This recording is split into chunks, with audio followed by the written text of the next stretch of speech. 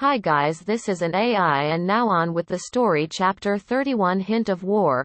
Naruto sensei, Sakura began as she peered at him from the safety of her room.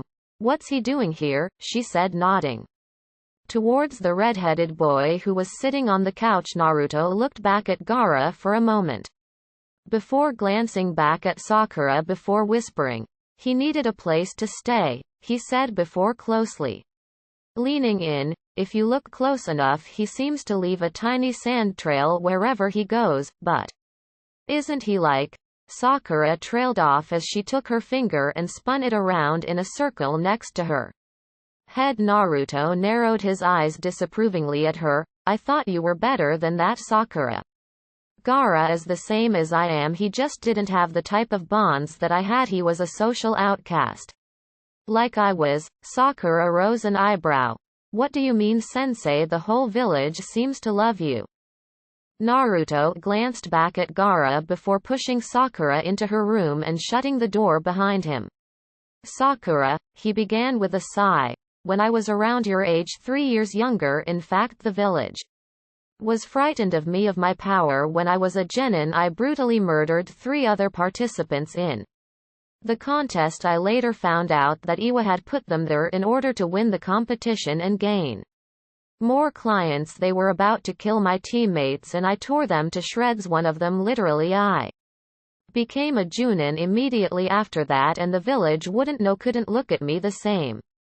Gaara was viewed as a monster in his village for his whole life, though he didn't have friends or family to tie him down, and now he's mentally unstable, he explained. Sakura didn't know what to believe. On one hand, her sensei just admitted to killing 3 Junin-level shinobi with ease when he was 9 or 10 years old, and on the other, he told her that Gaara just needed to have bonds and he would be okay, but she still wasn't sure. The boy scared her still. Okay, I'll try my best, she whispered. Naruto grinned and ruffled her hair. And now is a great time to try. Go ahead and socialize. I have to go to the meeting about the Chunin exams. With that, he poofed out of existence. Sakura suddenly cursed and slowly opened her door, peeking through the crack at the red-headed boy who was watching the TV, engrossed in whatever was on. Maybe she could.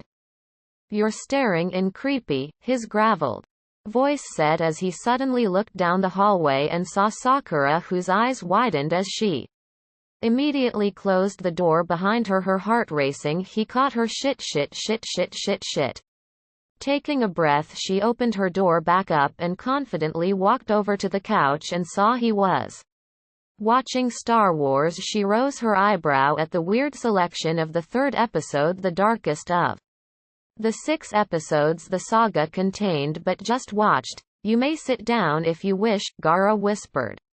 I'm not going to hurt you, as many people like to say. I don't bite. Sakura swallowed the saliva in her mouth, the awkwardness of the situation getting to her. I'm fine, she stammered, cursing her own nervousness. Would you like something to drink? Gaara turned to her, his light green eyes showing no signs of hidden malice. Nodding slightly, Sakura let a shaky smile cross her face before walking into the kitchen. So, Sakura began, what part of the movie are you at? Gaara looked back at the TV. I'm at the part where the main character is in turmoil. Sakura felt a sigh escape her lips. You'll have to be a tad bit more specific, she muttered before turning around and looking at the TV. 2 plastic cups of water in her hand as she handed one to Gaara, who took it with a nod of thanks. Oh, he's crying in the Jedi Council room. He nodded. He is sad, he confirmed. Sakura nodded as she took a seat on the loveseat next to the couch. That he is. I can't help but feel sad for Anakin. He's been through so much. Even if his actions are wrong, it's the intention behind it. He just wants his wife to be okay. He's going to lose everything if he fails. Sakura smiled sadly at the redhead. I know, sorry I'm late, Naruto muttered as he took a seat at the large table. All of the Junin sensei present. I had to deal with a few things. It's fine, we're just getting to nominate Our genin teams for the Chunin exams, Hiruzen said as he blew out a bit of smoke. Junin Yuhi may begin. I nominate Kiba Inazuka Hinata Hyuga and Shino Aburame to participate in the Chunin exams. Hiruzen nodded as his eyes trailed to his son who stood up. I nominate Ino Yamanaka, Shikamaru Nara and Choji Akamichi to participate in the upcoming Chunin exams. Whispers around the room began picking up the other Junin, not able to believe two rookie teams being nominated was unheard of. Might Guy then stood up. I nominate Neji Hyuga, Rock Lee and Tenten to participate in the upcoming Chunin exams. That was to be expected. Team 9 had been genin for a year and a half and were probably more than ready for the exams. Guess it's my turn, huh? Naruto drawled out. He closed his eyes for a moment before smirking. I nominate Sakura, Haruno, Sasuke, Uchiha and Sai to participate in this year's Chunin exams. What, you're all nominating the rookies? Iruka Amino cried out in outrage and concern. They've barely been genin for 6 months. They aren't ready for this. Asuma was about to speak up, quite angry at the Chunin's words. He was a Junin for a reason. He was about to speak, but Naruto began laughing. I'm sorry, Chunin Amino. Naruto began stressing the word Chunin, making the man cringe slightly. I know you have good intentions and you obviously still care about the genin. That doesn't stop the fact that you just questioned 3 Junin. All of us are 2 whole ranks above you. I apologize if this is coming as harsh, but you questioning my judgment as well as Asuma's and Kurenai's doesn't sit right with me. We know more about our genin that you possibly could. I would bet 100,000 Ryo that Sasuke, Uchiha and Sai could defeat you in single combat. That's how strong they've gotten. Sakura, I'm not so sure, but she would definitely do me proud. But Iruka was about to argue again, only to stop as a mass amount of killing intent hit him directly. Naruto, glaring at the tan-skinned man. Do not question me or my colleagues ever again, he whispered venomously, making the man shrink back in fear. Hiruzen coughed, earning everyone's attention again. Then it is decided those who have been nominated are approved to take the Chunin exams. I wish you all luck in the next coming months. Naruto nodded as he stood up and began walking out of the room, only to be stopped by Kurenai and Asuma. Thanks for that, Asuma began. I would have said the same thing. I think you went a bit overboard, Kurenai said with a concerned voice. Are you feeling alright? Naruto laughed and waved her off. I'm fine, I just have a lot on my plate. Ya know, he just got under my skin and I showed him his place. Simple as that. Kurenai was taken aback by the statement. Showed him his place? What the? Sorry guys, I gotta go though. I'll see you all later. Maybe get some barbecue, he said before vanishing in a body flicker, the same one his deceased master was famous for. He's been acting strange, more so than usual, Kurenai commented. Asuma frowned. I guess so, but he's still the same old Naruto. He's just has a lot of stress lately. Ya know, I bet training Itachi's little brother is reminding him of those days. Kurenai shrugged. I hope so. Naruto walked through the village, a strained smile on his face as he saw the happy villagers envying them and their lives probably simple and free of any hardship, weaving through the alleyways and buildings. Naruto arrived at the memorial stone looking at all the names: Obito, Uchiha, Rin Nohara, Minato, Namikaze, Kushina, Uzumaki, Itachi, Uchiha, Izumi, Uchiha, Fugaku, Uchiha, Makoto, Uchiha. Those names held meaning to him, meaning he grasped onto, afraid to lose, as if he were to forget then they would disappear along with his memories and he'd be truly broken. Was he broken? He pondered. That he had Anko, Asuma, Kakashi, Kurenai, Guy, Hiruzen, Sakura, Sasuke and Sai, but that was it. He had no one else, no one he could truly call precious, no one. Perhaps he was broken, perhaps he was meant to suffer in this cruel reality. It was a funny thing, always twisting the ways people saw the world. The cruel world, cruel. The shinobi world was cruel. Naruto was a testament to that. Cruel. He hated it. He absolutely hated it. The shinobi world was filled with trash, too arrogant to see past their own faults. He hated it. Sensei. A monotone voice came from behind him. Naruto turned around and saw Sai looking at him with a blank mask on. Oh, so you're finally revealing your mission. Why is that? I can't say. Naruto turned back around, looking at those names once again. I know. Sai's eyes widened behind his mask. How? I know a great deal of many things, Sai. I know all about Root and your involvement in it. Danzo sent you to observe me, correct? Sai didn't say anything confirming Naruto's theory. I thought so. That old goat has grown too cocky for my own liking, Sensei. Sai said once again. I can't say anything. I'll be paralyzed and then most likely killed. Naruto glanced back at Sai.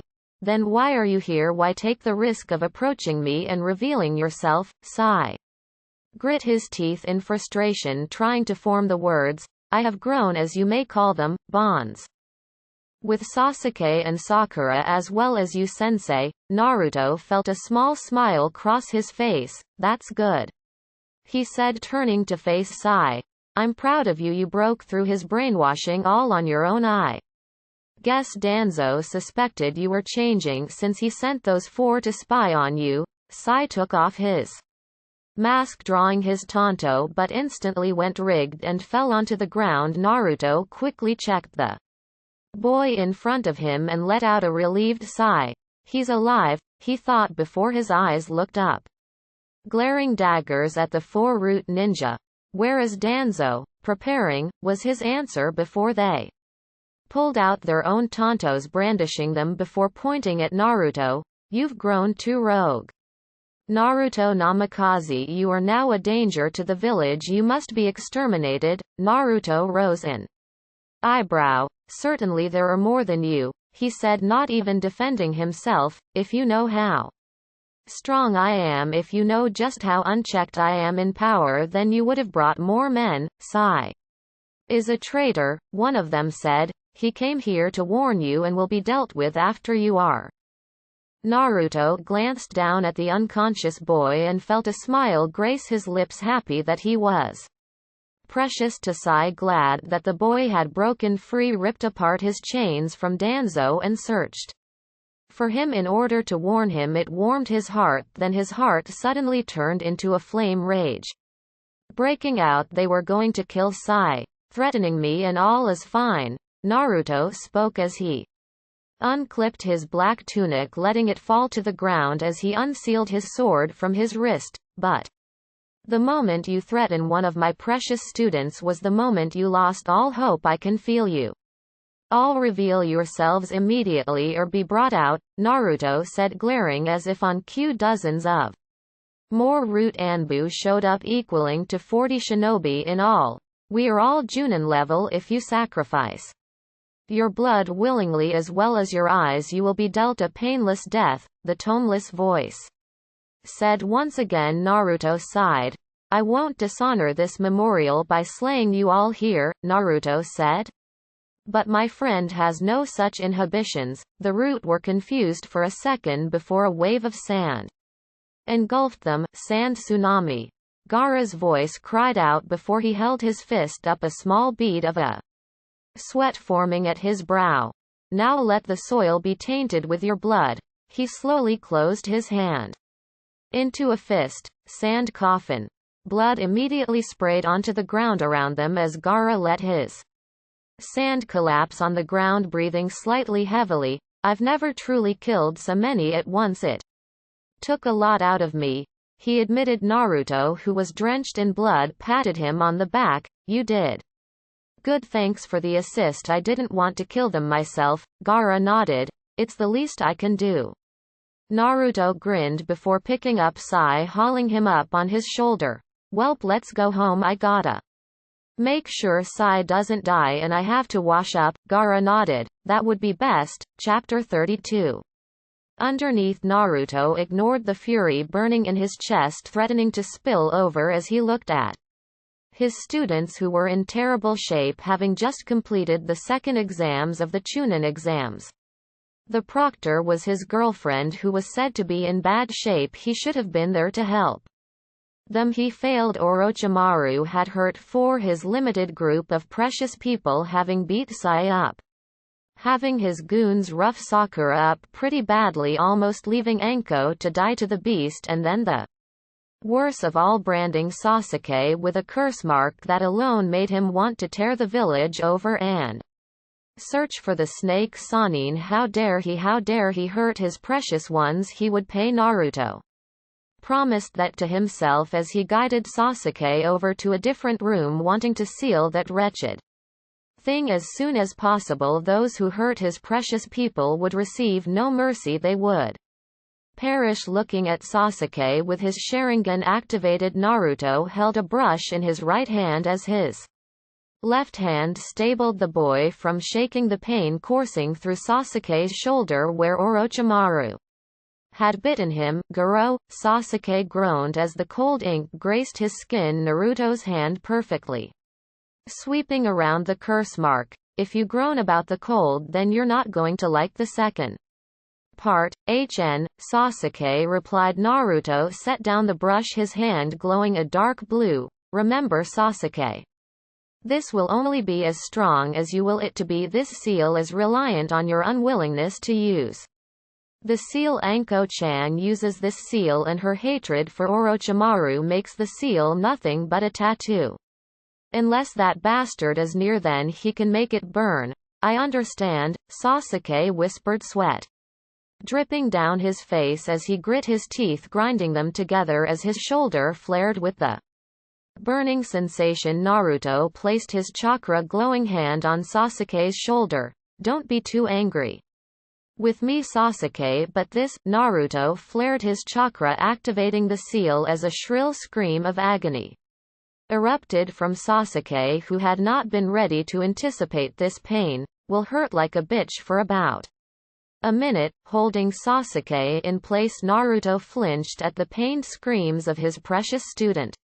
Perhaps that whole "this is going to hurt me a lot more than it hurts you" was true. He didn't know his parents weren't alive long enough to threaten him with a spanking. Finally, the sealing process finished, and Sasuke fell to the ground fatigued as his eyes shut, falling asleep from the strain. Hey, weak, Naruto joked to himself as he went to scoop Sasuke up, only to stop as a chakra chain sprouted from his back and hit the ground several meters behind him, a burst of small laughter erupting, indicating the person had dodged. Kakuku, that was close. Naruto-kun, a tad bit too close. Naruto turned around and saw Orochimaru wearing a traditional Junin outfit with a sound headband on. Hold still and I'll make sure to rip you in two, Naruto promised as two more chains erupted from his back.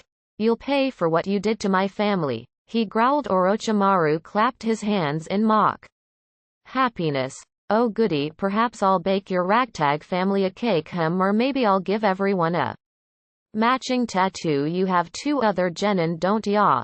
The sound of his own heartbeat echoed in Naruto's ears, each rhythmic beat getting increasingly louder as his vision grew blurry. Hey. Ha ha ha ha.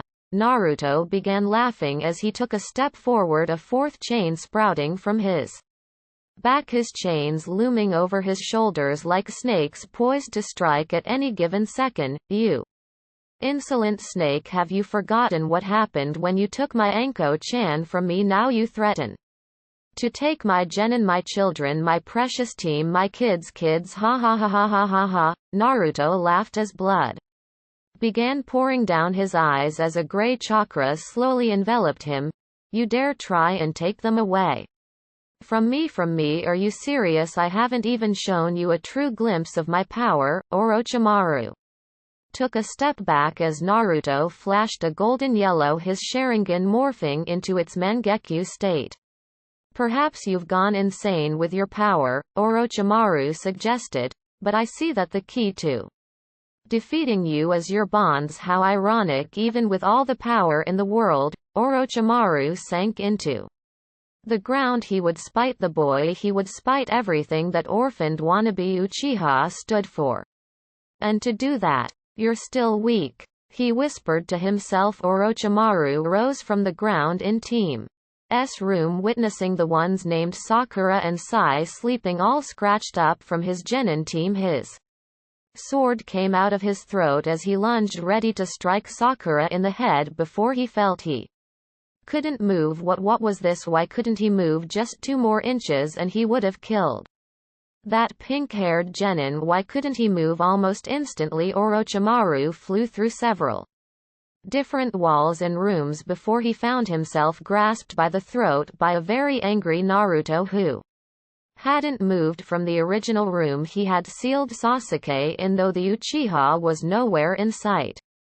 Vermin like you, Naruto spoke almost monotonously, deserve nothing but death. Orochimaru tried to escape the grip of the 18-year-old but found that the grip was as strong as titanium. But Naruto threw the snake Sannin on the ground, who immediately tried to use his jutsu to escape, but he was pinned by Naruto's ability. A cruel, slightly crazed smirk appeared on Naruto's face, his pupils shrinking as if to indicate his madness as the 4 chakra chains suddenly pierced each of Orochimaru's limbs. I want to hear your delightful screams, then I want to hear you beg for me to spare you. Orochimaru's golden eyes glared furiously at Naruto, ignoring the pain as the chakra chains stabbed him in his limbs over and over again, though he didn't dare scream in pain or even speak. He just laid there as he felt his flesh slowly get torn apart. He was going to die. Naruto frowned. Why aren't you screaming? He whispered to himself before a grin fully developed on his face as his chakra chains disappeared. I know. Holding his hand in the air, Naruto slowly began closing it as Orochimaru's eyes widened. No, twisting his hand about 120 degrees. Naruto relished in joy, practically shaking in excitement as Orochimaru let out a small groan, blood steadily pouring out of his eye. I'll take everything you have, Namikaze, Orochimaru screamed, suddenly the pain becoming unbearable. I will come back and ruin you. Naruto tilted his head to the side as if he were having trouble hearing Orochimaru. You still have the guts to talk to me like that? I didn't think you had any anymore. He yanked his hands up as Orochimaru's stomach split up, all of his organs rising into the air as the snake Sannin began screaming in absolute agony. Holy shit, I was wrong, Naruto said breathlessly, his grin growing. I've never been so goddamn wrong in my entire life. You did have guts. His grin vanished as his eyes closed, taking a small breath, but not anymore. Closing his fist completely, the organs exploded as Orochimaru's body went still, blood pooling around the corpse of the Sannin. I hope before you died you realize the pain you put Anko-chan in, Naruto whispered. And Naruto, a scared, no terrified voice sounded looking over to the right. His eyes widened in shock as he saw Kurenai, Asuma and Guy looking at him with a horrified look, as if he were a monster. It was Orochimaru. I had to kill him, he tried protesting, weakly stepping forward, but to his dismay Kurenai took a step back, hiding behind Asuma somewhat, who was looking at him with a look that Naruto could only observe as disgust. Unyouthful was all Guy got out. Naruto's face twisted into one of anger.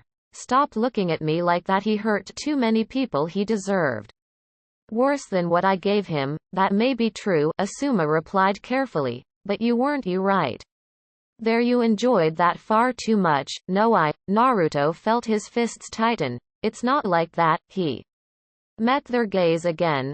Stop looking at me like that, he shouted, getting them to flinch. Stop looking at me like I'm some sort of monster. You guys are supposed to be my friends. We are your friends. Kurenai protested. We're worried. You're not worried.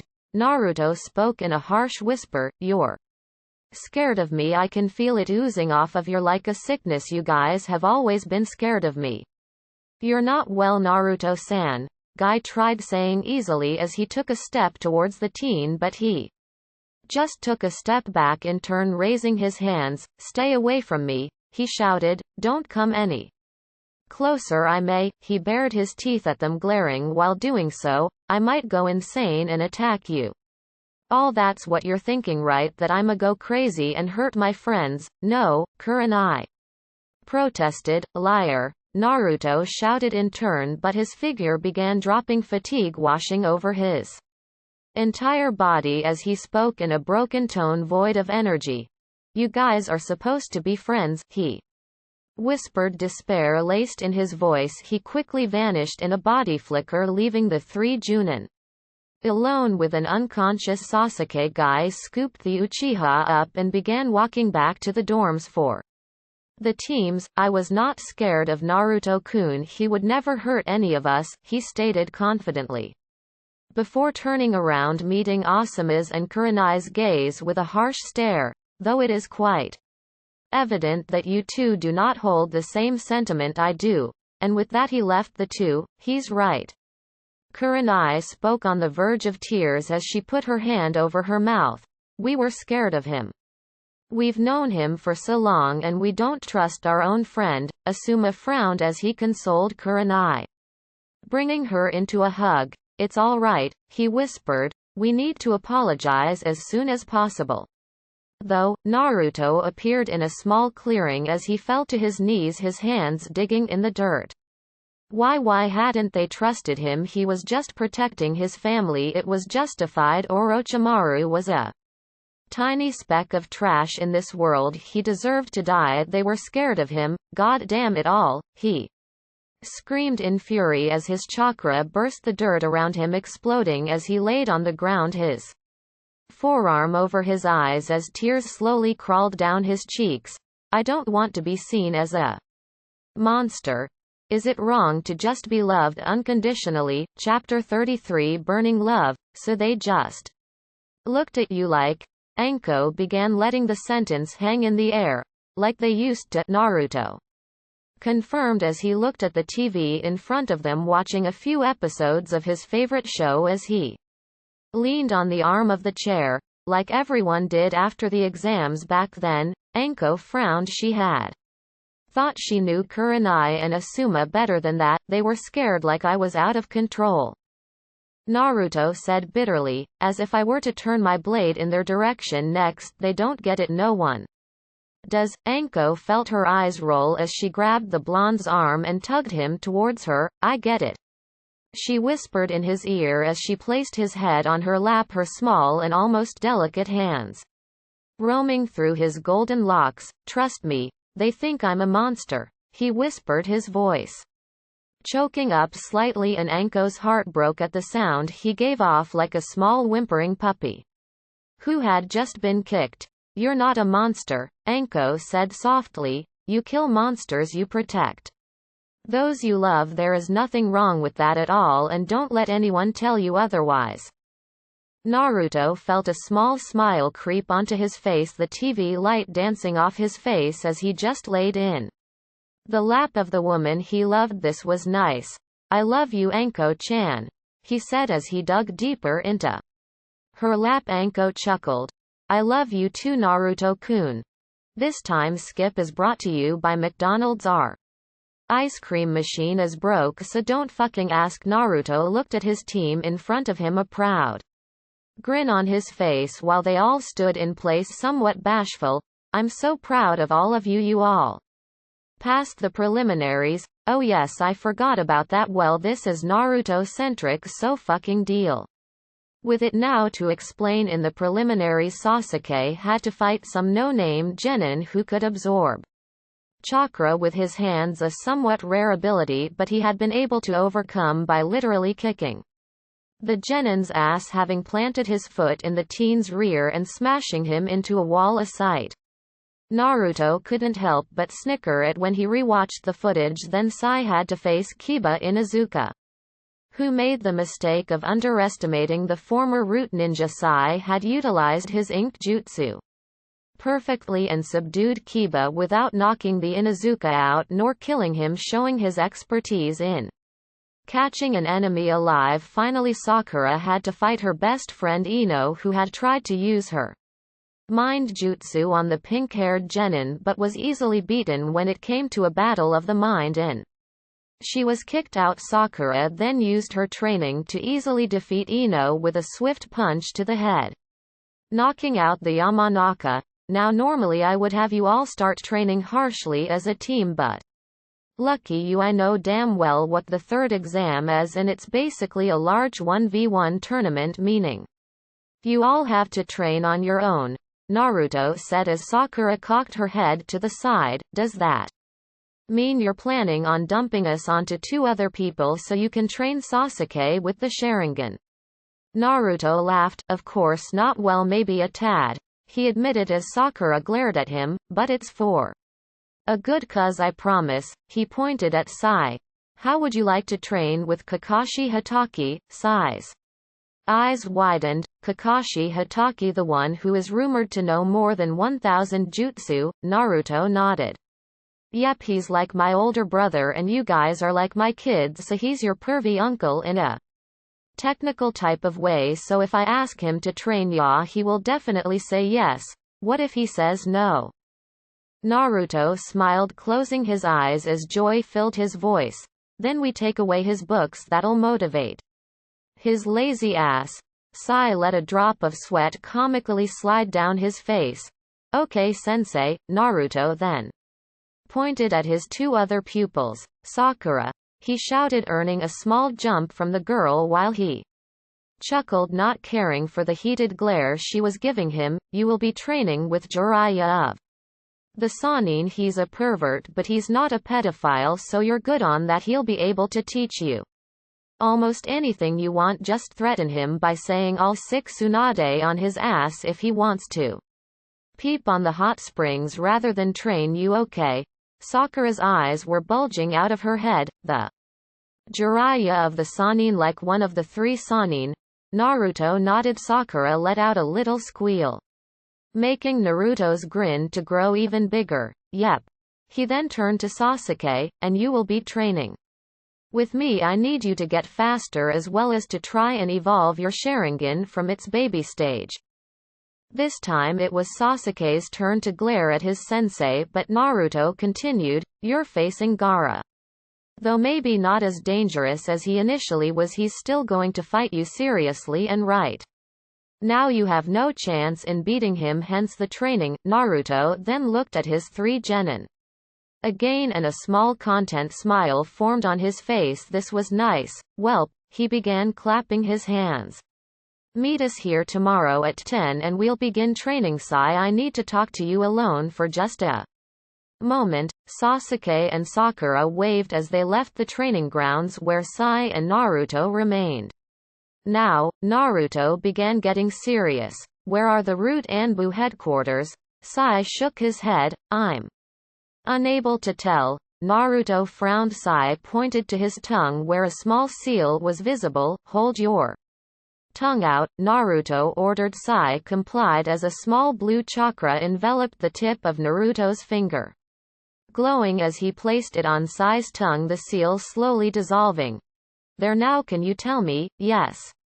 Sai then pointed down. Root is located underneath the village. Danzo thought it would be appropriate. Naruto snorted. I always knew that old man was crazy. He made a single clone.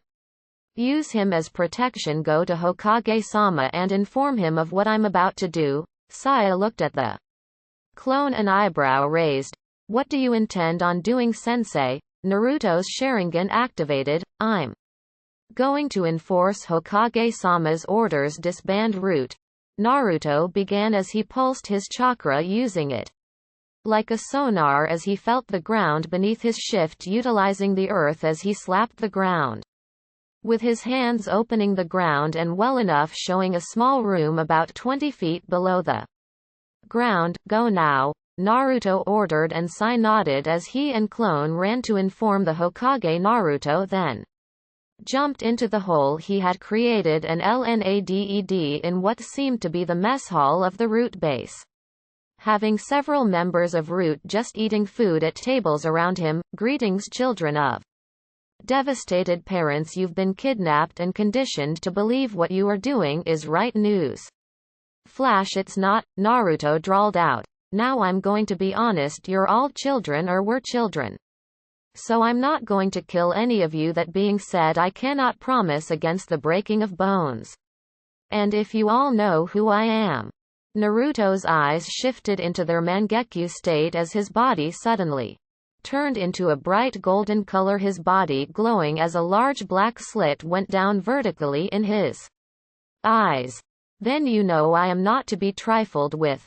The Root Anbu, who were obviously in shock at the sudden appearance of the man who was said by their own leader to be the strongest in the village, a useful tool but a double-bladed one. Danzo-sama says you are a danger to the village, one of the Root members said, standing up as they placed a blank mask on their face. Is that true? I love my village and everyone in it. Please don't fight me, Naruto said in a pleading tone. Join the village properly and fight for it. Root is not needed to protect the village. There lies filled with honey.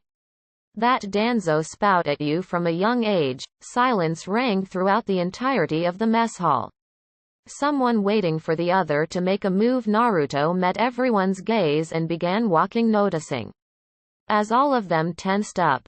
I'm not attacking anyone, he said carefully as he walked through the mess hall, passing several Root members who refused to attack. I am just going to find Danzo and make the village really prosperous. Hokage-sama will be along shortly along with one of your senior members.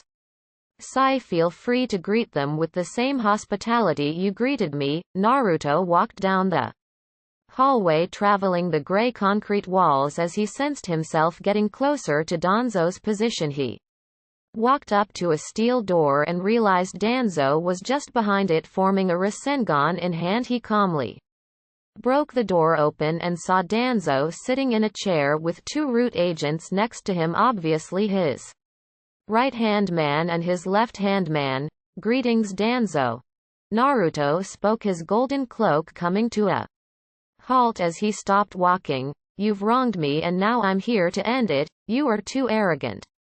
Namikaze, you believe yourself untouchable. Allow me to rectify that thought, Danzo replied as his two guards, Fu and Torun, began walking towards Naruto, their swords out and ready to fight. It is you who is arrogant. You are weak along with your two guards here. Naruto's eye began bleeding as he squeezed his hand together in a sudden motion, the two Root Anbu exploding in a rain of blood, red now littering the entire room. Danzo looked at the blonde with wide eyes, stunned that the man could pull off such a feat with such ease. He stood up, three large golden braces falling from his arm as he undid the bandages, revealing a pale white arm littered with Sharingan. Naruto's eyes widened. How did you get all those Sharingan? Thank you, old friend Itachi. He made it possible to get all of these.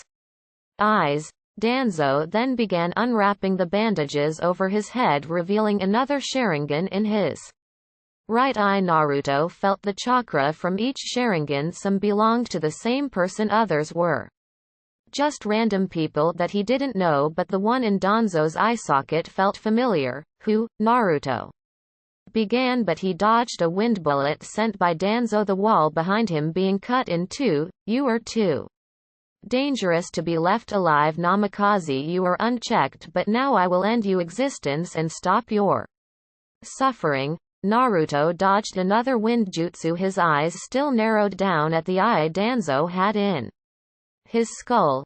Whose eye is that? He asked, dodging a fist from Danzo, who was moving incredibly fast for his age. Naruto caught the fist in his hand and broke it, kicking the elder across the room as Danzo hit the concrete. I said, whose eye is that in your skull? He shouted. It wasn't Itachi's. Naruto made sure to keep the eyes of his best friend in case Sasuke were to lose his sight somehow. It wasn't Azumi's her eyes weren't as strong as the eye in Danzo's head. Fugaku and Makoto didn't have particularly strong eyes, though he never truly fought or sparred against them too much to get a good feel. Shisui's body was laying right in front of him, his eyes missing the blood from the removal of his eyes were stained on his cheeks, his whole body wet. Shisui was missing both eyes. Shisui was missing both of his eyes when they found his body. Naruto felt the chakra emitting off the eye and knew at that moment that that eye was Shisui's. "How dare you?" Naruto whispered in a low tone, anger swelling up in his entire being. "I thought Itachi was the one who killed Shisui, but it was you. You killed Shisui, didn't you?" Danzo didn't answer, keen on just watching Naruto process that bit of information as he tried to formulate a plan where he would emerge victorious. Danzo had killed and stolen Shisui's eyes. How dare he? How dare that man kill his sensei and then desecrate the body by stealing his eyes? He would pay. Gray chakra consumed Naruto as ribcage of the chakra formed around Naruto, a large arm sprouting from the ribcage. "I won't ever forgive you," Naruto whispered as he took a step forward. "I'll rip you in half." He launched forward as he suddenly stabbed Danzo with a long thin gray sword that was in his uncompleted Susanoo. Danzo disappeared from view as if fading from reality before reappearing behind Naruto, stabbing the Susanoo with the kunai, but to his dismay, the kunai only broke in half. "So this is the Susanoo's absolute defense. Haven't seen it since Shisui almost killed me," Danzo thought as he backed away, only for his body to burst in a gush of blood, but he only vanished like he had before, the blood no longer on the floor. "What is this jutsu?" Naruto muttered to himself as an involuntary growl erupted from his throat. "Stop being a coward and face me." Danzo made a few hand signs from the corner of the room before throwing several shuriken at Naruto, using wind chakra to enhance their speed and sharpness. "That's not going to work," Naruto said as he went to slap them away with the Susanoo's arm, only to stop in shock as the shuriken cut right through the arm of Kakra and his the ribcage, barely stopping 2 inches from his eye. "That's pretty smart, enchanting kunai with wind chakra. I didn't think it would be so formidable though," Naruto commented as he deactivated his Susanoo, the shuriken falling to the ground, deactivating his Kurama cloak. Naruto's glow suddenly stopped, his body returning to normal, but his Mangekyo was still very much active. "Sorry Kurama," Naruto spoke, "but I want to defeat him with my own power." Kurama, who was sitting inside Naruto's body watching through Naruto's eyes, was frowning, a figure standing next to them, their own Sharingan active. "It's fine Naruto, beat that bastard for what he did to your sensei," Kurama growled, feeling the same amount of anger Naruto was feeling. He then turned to Indra, cutting his connection with Naruto. "What are you doing?" "Nothing," Indra replied easily as his eyes were like Naruto's own, glancing up and down the picture, the pathetic old man sitting in the corner trying to kill Naruto with all his might. "You seem to forget that I'm just Naruto's true primal desire. I don't directly influence his thoughts, rather push them in the right direction." Kurama growled at the ancient being, only to freeze as killing intent flooded the air. "Don't mistake me for being kind-hearted like my foolish younger brother or father, or even my reincarnate. Here I will chain you up and collar you like the beast you are," Indra said in a plain tone, indicating that it was not a threat but a promise. Kurama felt steam come from his nose, glaring at Indra, but held his tongue. He needed to be there in order to help Naruto. Ashura was asleep, or rather put to sleep by Indra, so he wasn't there to balance out the negativity Indra brought by being awake, so Kurama had to be awake as well in order to try and help, or else Naruto would lose himself. "Danzo," Naruto said the name as if he had just eaten rotten garbage. "Why do you feel the need to exist in my world?" He wondered aloud as his hand sliced through the man's heart. A Chidori activated as he turned around and killed the man again, both of the bodies vanishing in a second. This world belongs to the victors. Namikaze, Danzo spoke, breathing harshly. Not its victims, Naruto snarled as he suddenly unsealed his sword and lobbed Danzo's head off, only to be greeted by the man chuckling, "When I kill you all, take your Sharingan. Your abilities are quite extraordinary. I bet they even rival the prowess of Madara Uchiha.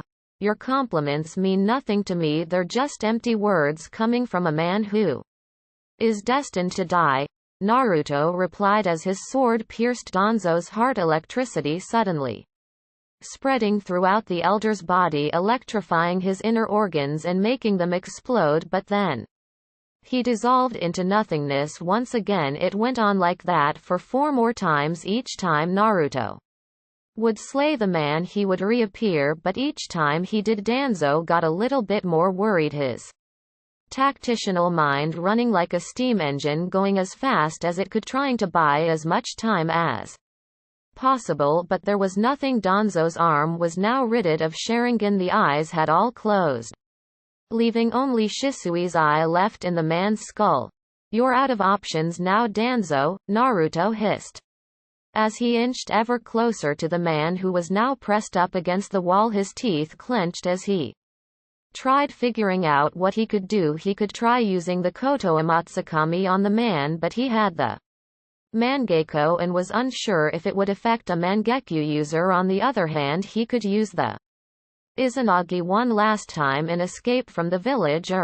You seem to think you have me cornered, huh? Danzo spoke confidently. What if I were to tell you that Hiruzen knew of the Uchiha massacre? About Shisui? Naruto narrowed his eyes. I would call you a liar. Danzo shook his head. I am not. You see, the Hiruzen, Homura, Koharu and I are the only ones who knew of the truth. You know a version of the truth, do you not? Itachi said that it was to stop a coup. Naruto's eyes strained to see the older man. His vision was getting blurrier, but he nodded. I thought so, but I guess you didn't know that he was ordered to slay his clan, did you? He was given a choice: kill everyone in the clan himself and spare his little brother, or Root would destroy the entire clan, including his little brother. You could see the path he chose. You sick fuck, Naruto shouted in rage. You made him kill his own clan. Do you know how much pain that caused him? We did, but that is to be a shinobi. Self-sacrifice is the way to peace, not through love and understanding, but with sheer will and force. We dirty our hands to keep the world clean. I didn't come here for your foolish ideology, Naruto growled as lightning enveloped his hand. This world will know peace, though you will never live to see it. But tell me this. Lightning shot from his hand like a spear as bolt struck right through the wall next to Danzo's head. Why did you kill Shisui Uchiha? He died before the clan's destruction. Why? Shisui was weak, Danzo said sternly. He wanted to talk things out, repair the relationship between the village and the Uchiha, to build that bridge, even if it meant using the ultimate genjutsu. Hiruzen was willing for this idea. It appealed to his own ideology and was ready to act on it, but I knew better. The Uchiha would forget, and then what? A couple of decades longer before they decide to do it again. And this time there would be no Shisui or Itachi, nobody to fend off their ocular prowess. So I confronted Shisui and took one of his Sharingan before he got away. He had fatal injuries, but it was a necessary course of action. He was trying to make peace and you stepped in his way. Naruto's voice was low and dangerous, teetering on the edge of insanity as a smirk appeared on his lips. You stole one of my precious ones away from me, from us, and now you think you can walk away because you thought it was the right thing to do to prevent something in the future.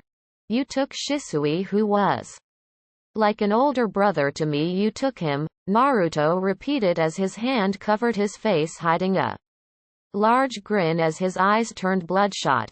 You took him from us, he hissed before he ran towards Danzo Arakiri in his hand, and he cut off the large white arm from the man's body, watching it as it fell to the ground with a splat. Danzo groaned in pain before Naruto jumped into the air and slammed his foot into the man's temple, sending him flying across the room and into the concrete, bashing his head as blood poured down the man's lips.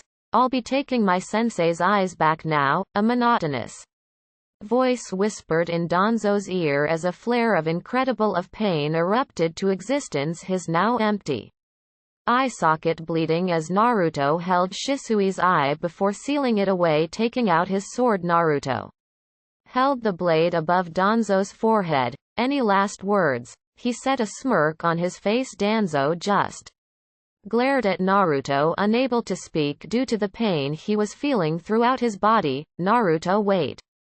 Hiruzen shouted as he had several Anbu, including Sai and some root Anbu behind him. "Don't kill him.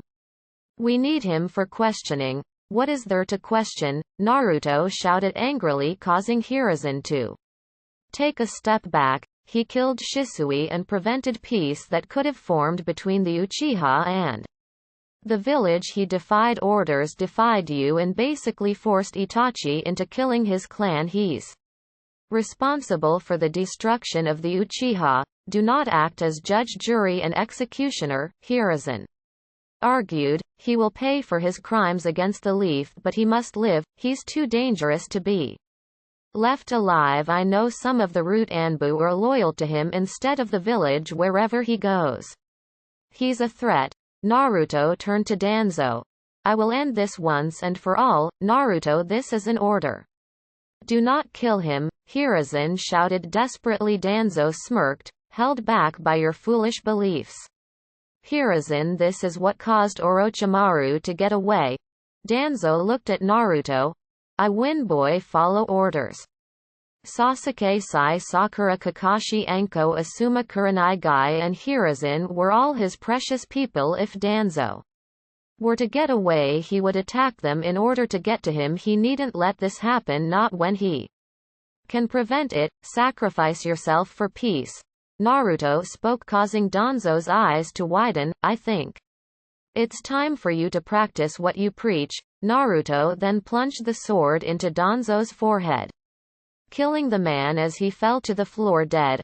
"I will do what is necessary in order to protect the ones I love." Naruto spoke aloud as he sheathed his sword. "If that means disobeying orders, then so be it." He walked up to Hiruzen, who was shocked by the insubordination of the once to be thought pure boy. Naruto got on his knees and connected his wrist, offering them to Hiruzen. "I disobeyed your orders, Hokage-sama. I believe I am to be jailed now."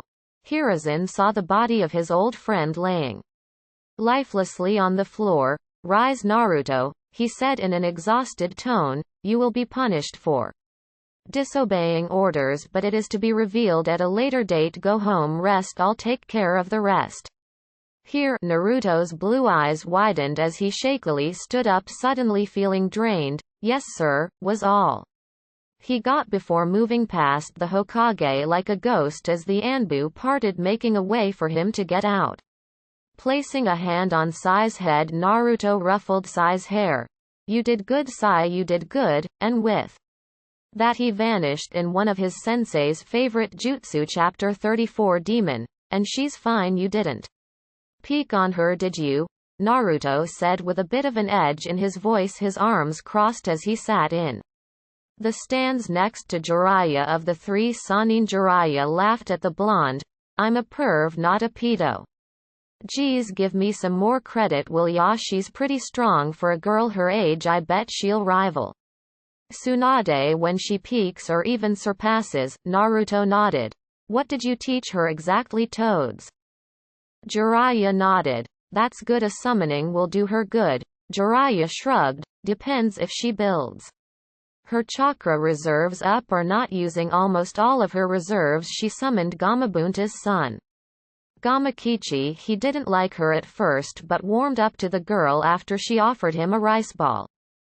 Naruto let the smile on his face grow. "That's good. Anything else?" Jiraiya shook his head. "Nothing." Too important. I taught her an earth jutsu that'll help deal with her opponent, but other than that, nothing. You've done a great job training that one, Jiraiya said with a hint of pride, almost. Reminds me of how well I trained you, Naruto snorted. You literally dumped a bunch of scrolls on me. Every month or so I just practiced them and taught myself. Jiraiya rolled his eyes though there was an easy grin on his face. Bah, you're just mad because it worked. So what are the matchups again? Your brat told me but I forgot. Naruto closed his eyes trying to remember. It's Sai versus Neji Hyuga. Sakura Haruno versus Dosu Shikamaru. Nara versus Tamari Shino. Aburame versus Kankuro and Sasuke versus Gaara. Naruto.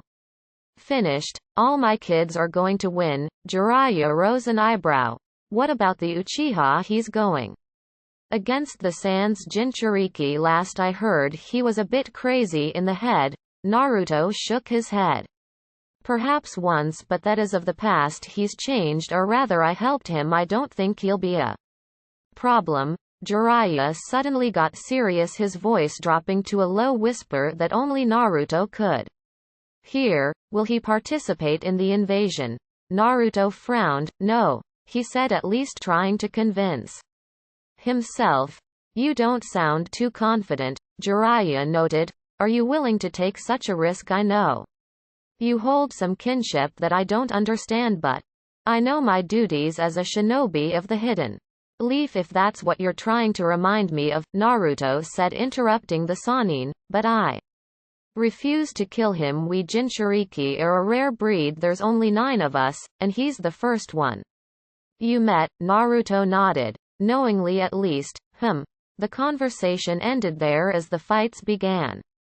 Sai and Neji were up first. The two genin first began slow, with Neji speaking of fate and Sai not speaking much at all, just insulting the prodigy. Then the two really began fighting, with Sai trying his best to evade the Hyuga's gentle fist, but he had gotten hit 2 times already as the match dragged on. Sai was able to send out 2 large beasts made of ink towards the Hyuga, who then surprised everyone by using his rotation, a technique only believed to be used by the main branch of the Hyuga clan.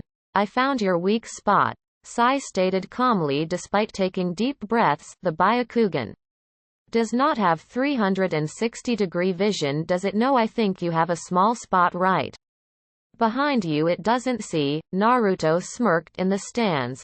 Get that prick, Sai. Impossible, there are no flaws in the Hyuga's dujutsu, Neji shouted, practically foaming at the mouth in anger, sweat glistening off his forehead. It is my fate to win, and who is fate but an object to blame for our own incompetence?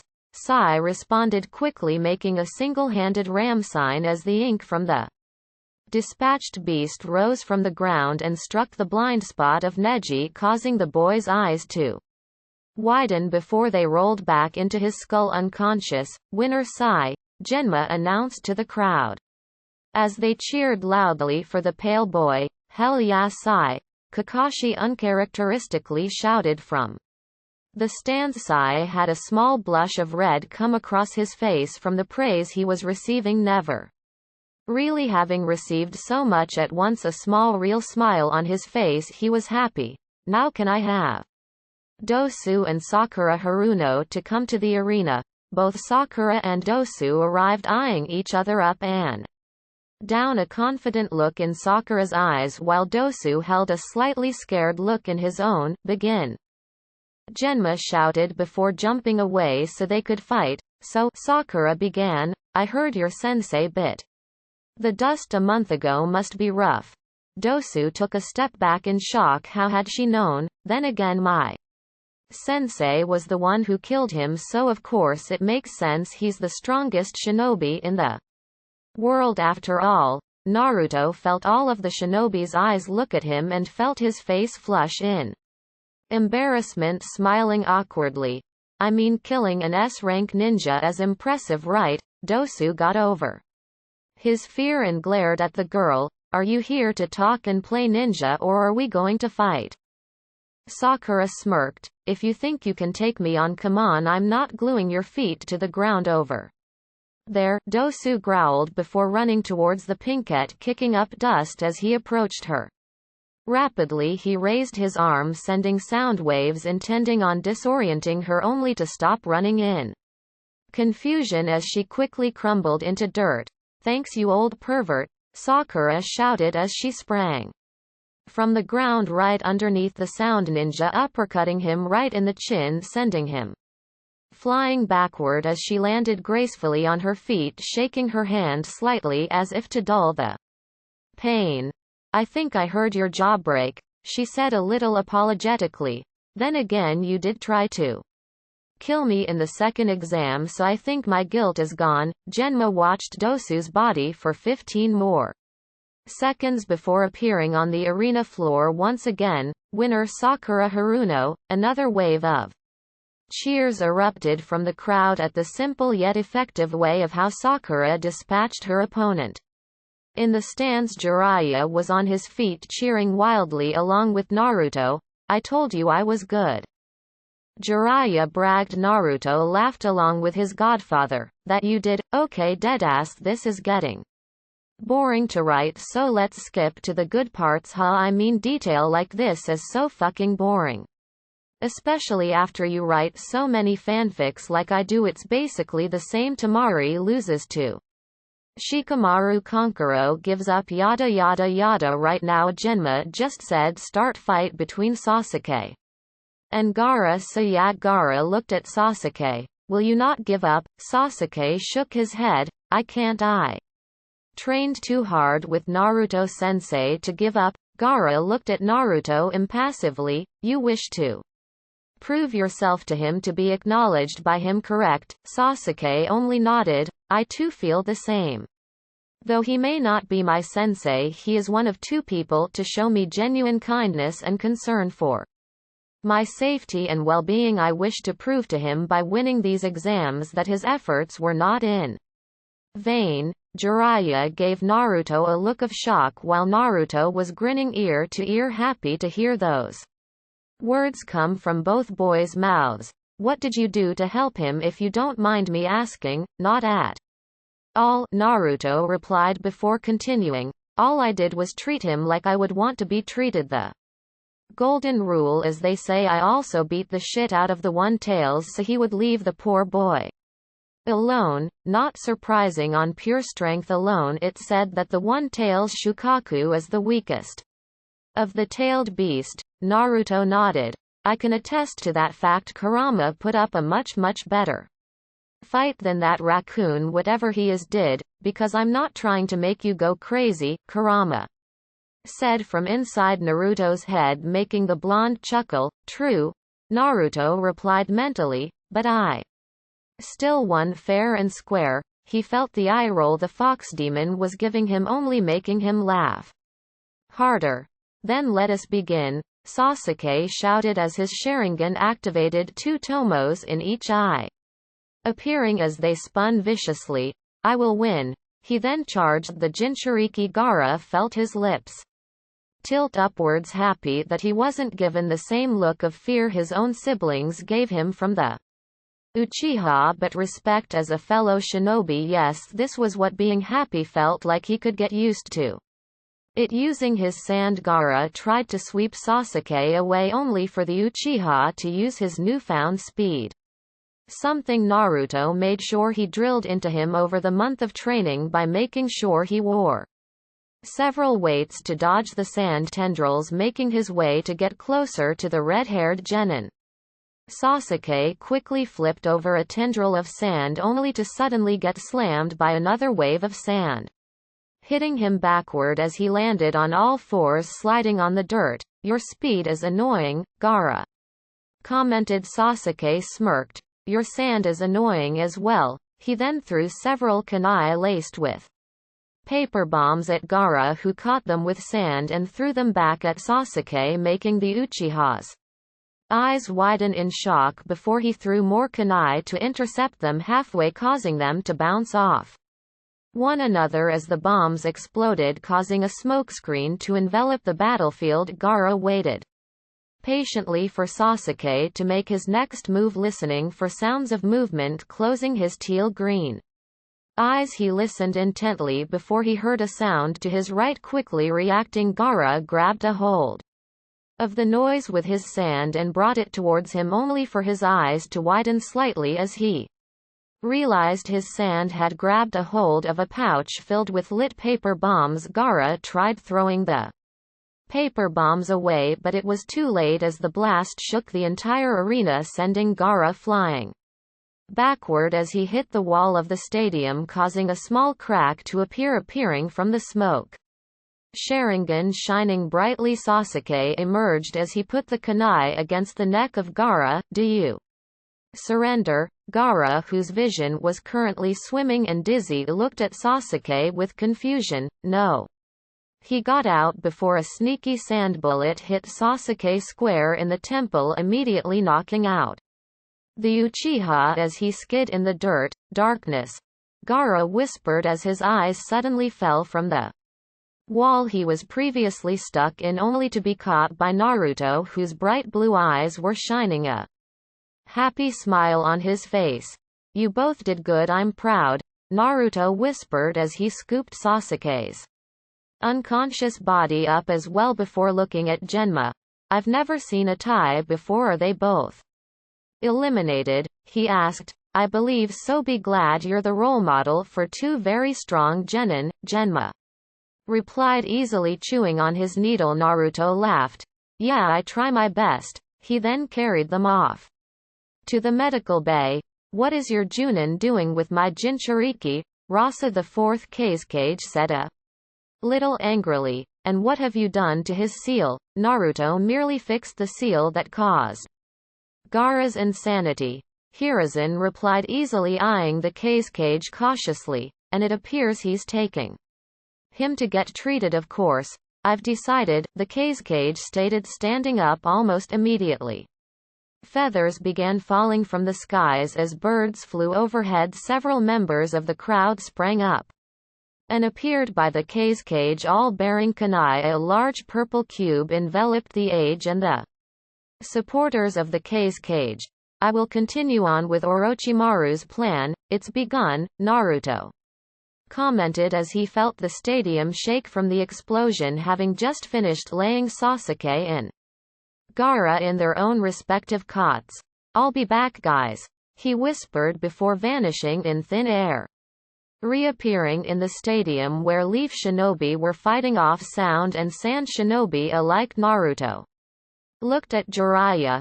You said west, correct? His voice was emotionless, like he had shut off all feelings at that point in time. Jiraiya grimaced at the thought of what was about to happen. Yes.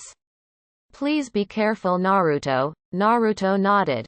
I'll be fine, just protect everyone, okay? He then began calmly walking out of the stadium, knowing he had time. Ignoring all the fights that were around, he created a single clone. Go protect our family, he ordered. The clone nodded and quickly went to fighting. Traveling to the western side of the village, Naruto saw what Jiraiya had indeed reported: a large army of at least 1,000 shinobi, a mix of genin, chunin and junin from both Sound and Sand, were emerging from the woods. Naruto watched as they filtered into the large grassy area that spanned 500 meters in each direction, plenty enough room for what he was about to do. He secretly thanked the heavens for his good luck. If they had decided to invade the east side in a more direct attack, they would have done almost irreparable damage to the village. This way, only a water jutsu would be needed to clean up the mess.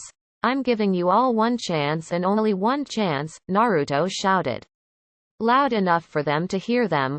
My name is Naruto Namikaze. I've been tasked with not letting any of you pass me. Give up, surrender, and turn around now, and you will be spared. Those who charge forward will die, he said seriously, and if you're somehow hoping to land a lucky shot, I can guarantee you won't. You're all weak compared to me, and even a horde of ants is useless against an anteater. It is your choice. I beg of you all to choose wisely. There were quiet whispers coming from the army as Naruto waited patiently, his arms crossed. They all took a step forward before charging him. Naruto sighed. No one ever listens to me. He took a deep breath, closing his eyes.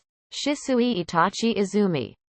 Mother, Father, Makoto, Fugaku, Rin, Obito, please be with me. Do not let me falter. Allow me to protect those I love along with my home, if it's to protect my home. Naruto's eyes flashed open, his three-toed Sharingan appearing in his eyes. Then I will do whatever is necessary. I will cast away my own weakness and personal beliefs and become what I need to be. Taking another deep breath, Naruto began running at a slow pace, slowly descending upon the army as memories flashed in his mind.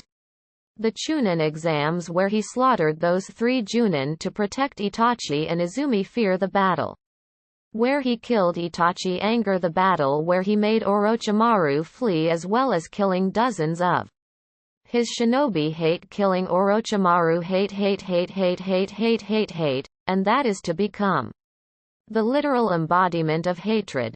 Naruto whispered firmly to himself before full-on sprinting, reaching the army in no time, obliterating everyone in his path as he dual-wielded his twin swords, leaving no survivors as he cut them down 2 by 2, 4 by 4. They fell. No one was left alive. Down the drain, flushing their lives away as they continuously charged the blonde, hoping to get a single hit on him. They didn't. Using his chakra, Naruto extended his twin blades using wind before spinning like a tornado and cutting everyone who wasn't smart enough to duck in half, their guts and organs falling out of them as they screamed in agony, hoping for death as they laid on the ground, dying from blood loss. Death.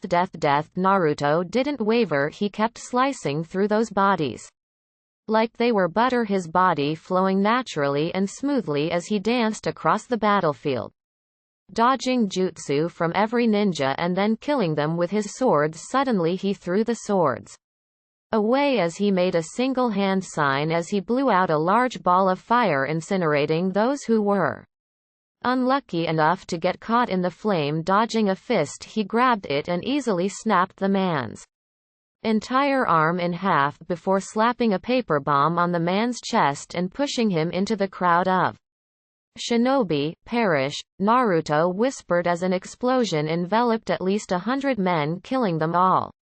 There's only about 200 left, he noted to himself. He had killed a lot more than the average shinobi has. He had killed more than almost any shinobi has. Only a few people he could think of had tallied up more kills. Retreat, he heard a man yell as they all began fleeing. He cocked his head to the side. Retreat. Oh no. His Sharingan morphed into its Mangekyo state, a grin appearing on his face as blood poured down his eye. That's not in my vocabulary. You all chose death, now die with the consequences. Lifting his hand in the air, slowly forming a fist, the rest of the army was suddenly lifted off the ground, all of them clutching their throats as they were being choked slowly. But surely, your place isn't just beneath my feet but 6 feet under my feet, Naruto shouted madly as he closed his fist completely. A loud cracking sound from all of their necks being broken simultaneously echoed in Naruto's ears as he began laughing. Ha ha ha ha ha ha ha ha, I win 1,000 too. Me, who would believe that? Not me. I'm going to become a god and kill all my foes. That'll teach them. I'll teach all of them. The world spit in my face more times than I can count, and now I'll drown the world in my enemy's blood. He laughed hysterically again as his eyes turned back into a bright blue. His eyes still bloodshot and wide. I'm the strongest shinobi in this forsaken world, and I'll be at the top soon and force everyone to kneel before me and show them their rightful place in the world. At my fucking feet, he shouted as he retrieved his swords, unaware of the single Sharingan eye staring at him from a distance. Naruto suddenly felt a pang in his head as he quickly nursed his head. Damn it, I just wanna sleep in Anko-chan's lap now, but I gotta go see how the village is doing. They matter more than my own comfort. He then rushed away. Zetsu appeared next to Obito, who had observed the one-sided slaughter his younger brother had just dealt to the combined forces of sound and sand. I hate to say this, but it appears that your precious person has a personality disorder, Obito shrugged. Let it be for now, it won't hurt him too much. Remember, our endgame is to get him to join us. He's not at that edge just yet. He's close, but my little brother is not easily manipulated. He is a genius after all. Is he stronger than you? Zetsu questioned curiously. Obito remained silent for a moment before nodding. Yes, but only because he has both of his Mangekyo, while I foolishly gave my other Sharingan to Kakashi. Zetsu rose a non-existent eyebrow.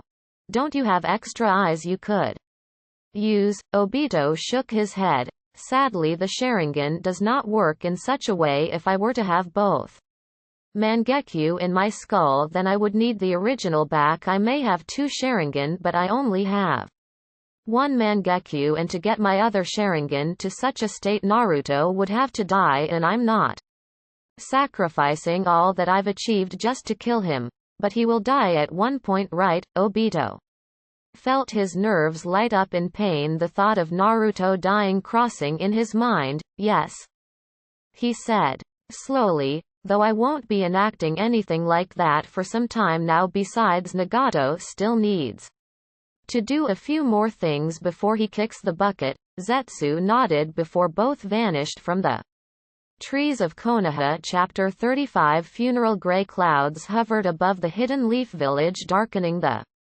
village that was already dark and drowning in despair, having just lost their beloved third Hokage. Hiruzen Sarutobi had fallen in battle against the fourth Kazekage and several of his elite Junin.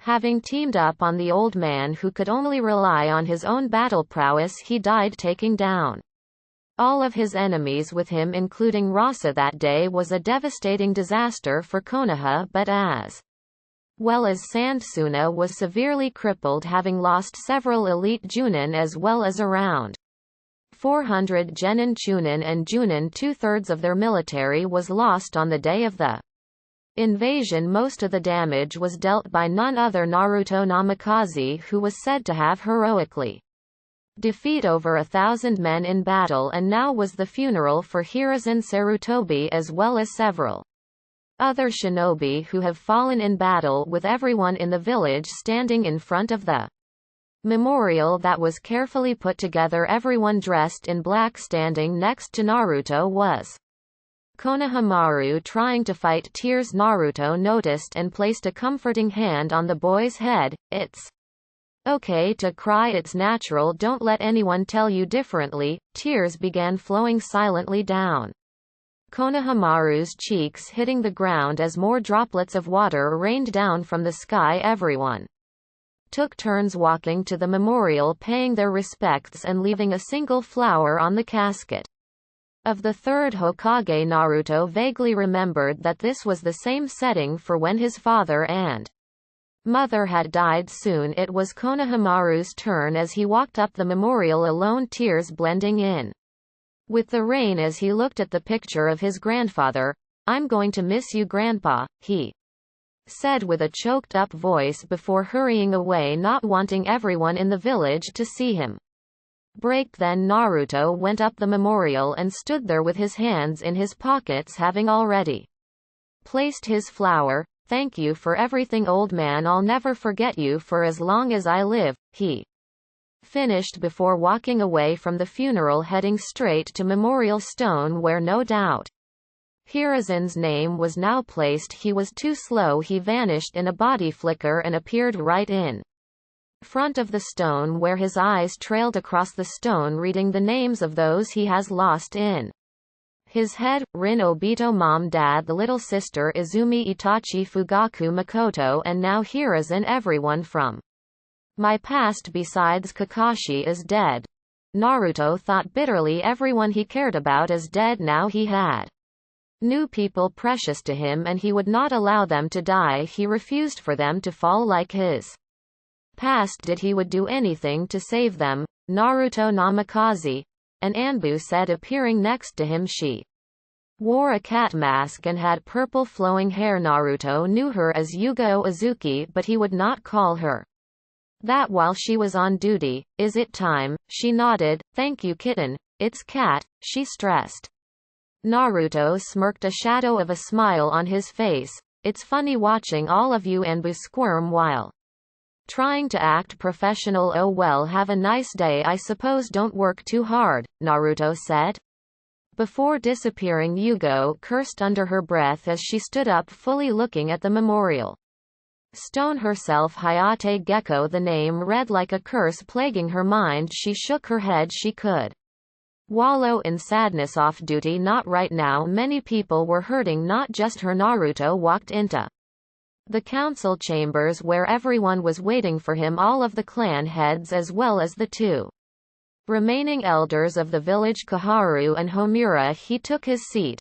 Sorry, I was just wondering in my own thoughts. Forgive me. Homura and Koharu nodded at the man's apology before they began the meeting. We must determine what to do about Suna's betrayal. Their attack killed our Hokage as well as destroyed millions in property damage, as well as kill several of our own shinobi. Don't you think they've been punished enough? Shikaku Nara said with an eyebrow raised. I mean, they were already the weakest of the 5 great villages, and now they're crippled to almost irreparable damage of their own military. Are you saying we do not punish them? Sume Inuzuka shouted, slamming her hand down on the table roughly. They attacked our home, killed our Hokage, they ravaged our village and broke our peace treaty. They need to be dealt with now before they decide to attack again.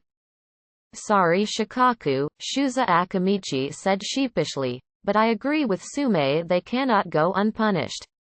I think we need to focus on ourselves before we get into another war, Naruto suggested. We need to rebuild as well as elect the 5th Hokage. Besides, I agree with Shikaku, their forces won't recover from this devastating blow for years, if not decades. Naruto is right, Homura said, surprising everyone in the room. We need to focus on our own construction. We need to get the 5th Hokage up and running so we can handle other things like promoting Chunin as well as recognizing everyone's bravery during the invasion.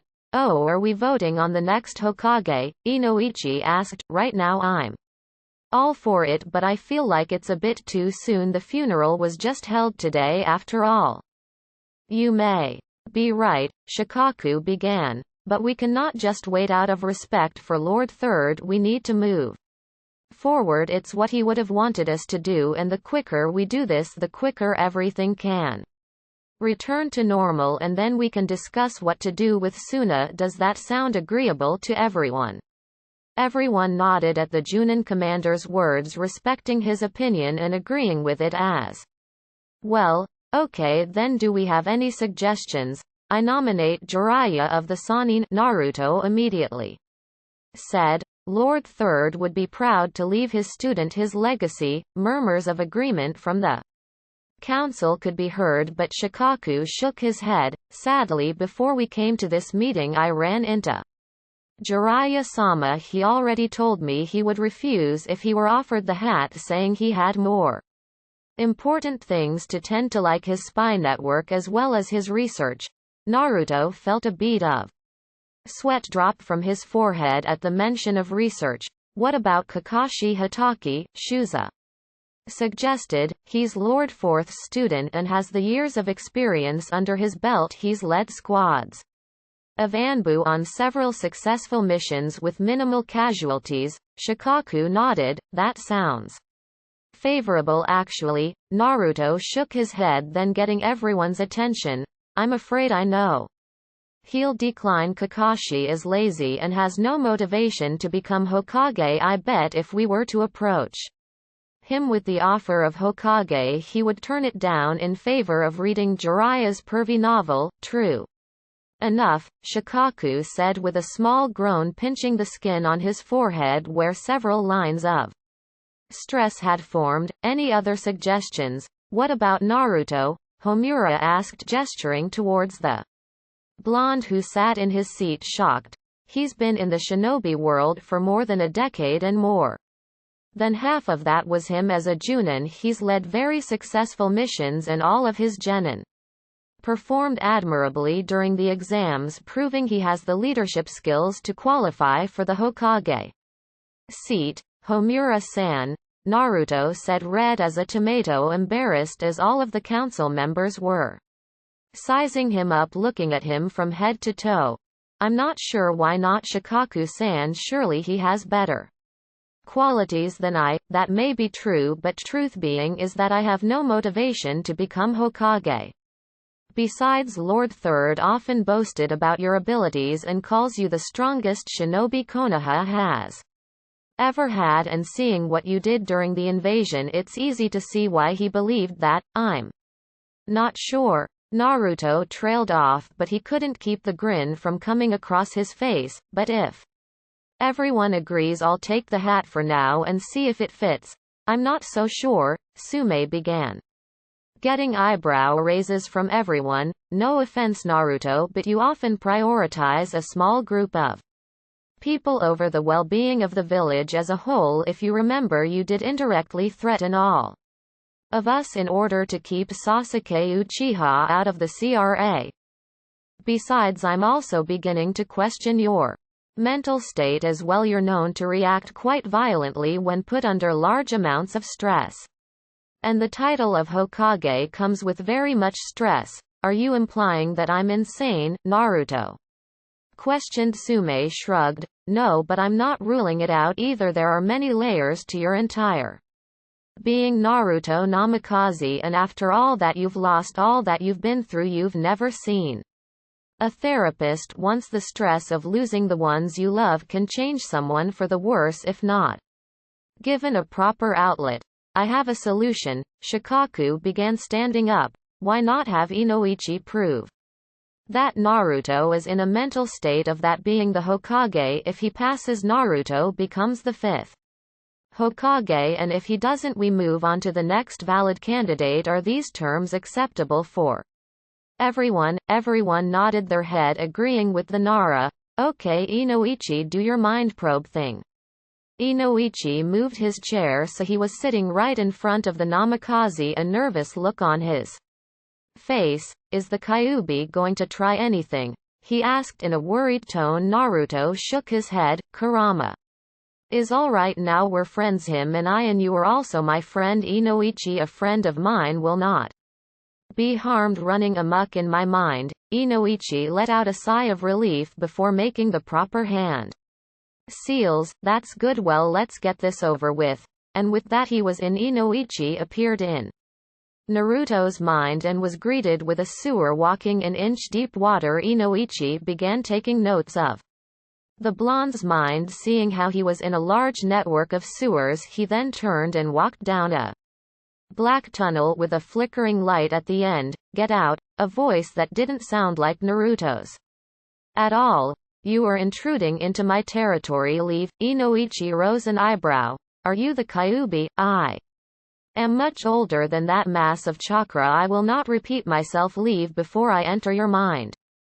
Inoichi rose his hands in surrender. Fine, I'm leaving. I'm just trying to evaluate Naruto Namikaze's mental well-being in order to determine if he can take the fifth Hokage position. The voice chuckled darkly. I changed my mind. You are permitted to wander as you like, but I can save you the trouble of walking if you wish. The voice trailed off. Inoichi wasn't sure if he liked the tone of the voice. Actually, now you don't have a choice. A pair of Sharingan eyes flashed as they met Inoichi's eyes. Inoichi stood from his chair, knocking it over as he took several steps away from Naruto. A look of pure terror plastered on his face, sweating profusely, a shaky hand pointing at the blonde. How are you sitting there like nothing has happened? He spoke accusingly, fear evident in his voice. How can you sit among us with the thoughts that course through your brain? Explain, Inoichi. Shikaku said quickly. What did you see? Naruto Namikaze has multiple mental disorders including but no limiting to PTSD, multiple personality disorder, and a lack of empathy for those who do not concern him. He has suicidal thoughts often almost every other day and wishes to stand on top of everyone and bring his own form of twisted peace to the shinobi world, which includes something that can only be considered genocide. Naruto stood up abruptly. I've never thought of exterminating entire villages. In order to accomplish peace, he defended himself, maybe not directly, but deep down you realize that it's a possibility. You wish to force peace on everyone and rule everything and become a dictator. That's why you train so harshly. You're greedy for power so you can defeat anyone that can stand in your way. It's not true. Yes it is, Inoichi yelled back. You enjoy murdering those who hurt your friends, even the slightest. You massacred over 1,000 people with a grin on your face. The amount of blood you shed didn't even faze you. You hate those who negatively affect you and are prone to anger and react in violence. You are not fit for the hat, and frankly I do not believe you are fit to be a shinobi either. Naruto froze in place as everyone's gaze switched to him, eyeing him like he was some type of monster, like he wasn't human. Stop it, he said weakly, just leave me alone. I declare we vote on whether or not Junin Namikaze is fit to stay as a shinobi, Inoichi shouted. Those who vote yes raise your hands. Naruto's eyes widened in betrayal as he collapsed to his chair. Please, I just want to be happy, he whispered. Shikaku was visibly frowning as his fellow clan heads began raising their hands in favor of kicking Naruto out of the shinobi roster. His gaze then looked to the blonde, who was visibly shaken by the events that had transpired these past few minutes. First he was going to become Hokage, then he was about to lose his career as a ninja. He shook his head. It wasn't right. He wouldn't do this to Minato's boy. He wouldn't do this for the same man that Hiruzen had looked at like a grandson. He couldn't. I have a counter offer that benefits everyone, he suggested, getting the attention of the council while Naruto still sat there frozen in his seat, unable to process what had just happened. Let's lay down the facts. Naruto Namikaze as a resource we cannot lose. Not only is he the Jinchuriki of the Kyuubi, he is also the strongest shinobi we have. Without using the demon's powers, I suggest we do not make him Hokage and we give him a mission. That's not really a mission but more of a trip. Naruto's eyes widened as his gaze turned to Shikaku.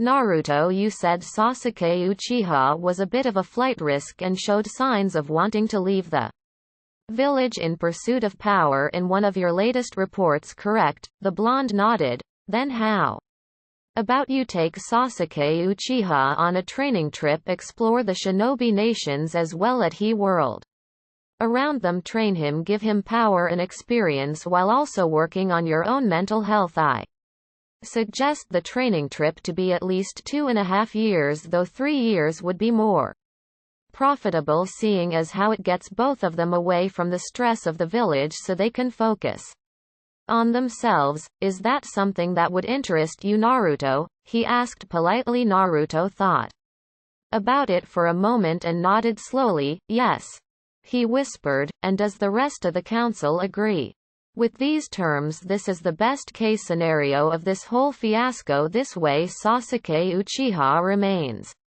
loyal to the village and our most powerful asset remains a shinobi and gets the mental help he requires. Everyone agreed, even Inoichi, who had calmed down a bit. I will be willing to give several books on how to get your mind under control and in the state you wish it to be, which is hopefully healthy. I appreciate it. Inoichi equals san. Naruto replied quietly once more. Then it's decided. Naruto Namikaze will take Sasuke Uchiha on a training trip that lasts at least 2.5 years in order to keep the Uchiha loyal to Konoha as well as work on his own mental health. Naruto stood up and bowed. We will depart as soon as possible. Thank you all for your generous decision, and with that He vanished. Chapter 36 Farewells. Why are you leaving? Anko shouted as Naruto was putting several items into a ceiling scroll that was laid across his bed. I have orders to train Sasuke and make sure he doesn't stray from the path we wish him to walk. He's a flight risk, a big flight risk, he said, telling only half the truth. Bullshit, Anko shouted as she tried grabbing the blonde only to stop as he vanished to the other side of the room. Get over here, I'll be back in 3 years. Anko-chan, I'm sorry, but this is how it has to be. This will benefit everyone in the future. Stop lying to me, she shouted, throwing a kunai at him only for the namikaze to snatch it out of the air and put it into his scroll. I'm not lying, Sasuke, and I need to leave the village for a bit in order to breathe and focus on ourselves. The council deemed that 3 years would be enough time. Why are you leaving without me then? Am I not required? Am I not enough for you? Naruto's eyes softened at the obvious hurt that was laced in Anko's voice. Of course you are, Anko-chan. I love you with every fiber of my soul. It's just that I have to do this in order to get myself under control as well. As Sasuke, distance makes the heart grow fonder. What do you mean, get yourself under control? She whispered. What does that mean? Naruto sighed as he set down the clothes that were in his hand and cupped Anko's cheeks in his hands before kissing her forehead. I'm not well, Anko-chan. Something is wrong with me, something really wrong, and I need to go away in order to cure myself of the problem. When I come back I'll be better than ever and I'll still love you. That much will not change. Please don't leave me, she whispered as tears gathered in her eyes. I can't live without you. Naruto pulled her into a hug, a sad smile on his face. Nor I without you. It'll be okay, you still have Sakura to accompany you. She's like my daughter. Ya know, I wonder if that makes you her mom, he said thoughtfully as a grin spread across his face. Anko was also smiling, her face buried in his shoulder. Getting his shirt wet, idiot, she whispered. Sakura-sai, I'm going to miss you both. I know you're probably worried who is going to train you, but don't worry, Kakashi and Anko will be taking over your training until both of you can put them into the ground without much effort. Okay, Naruto said, quickly standing at the village gates with Sasuke next to him.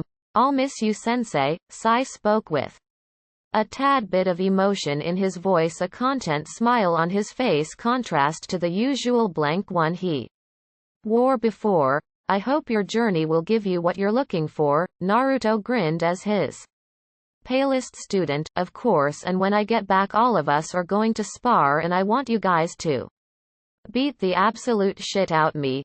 Sakura palmed her fist, a giant grin on her face. Believe it, dad. We'll kick your ass. Naruto paused at the word she had used, realizing what she said. Sakura blushed in embarrassment. Sorry, it just slipped out. I'm sore. She was cut off when she was engulfed in a hug. No need to apologize, it's fine. Naruto whispered in her ear. I'm fine with being your father. If you'll have me. Tears gathered in Sakura's eyes, tears of pure happiness as she nodded frantically. Of course.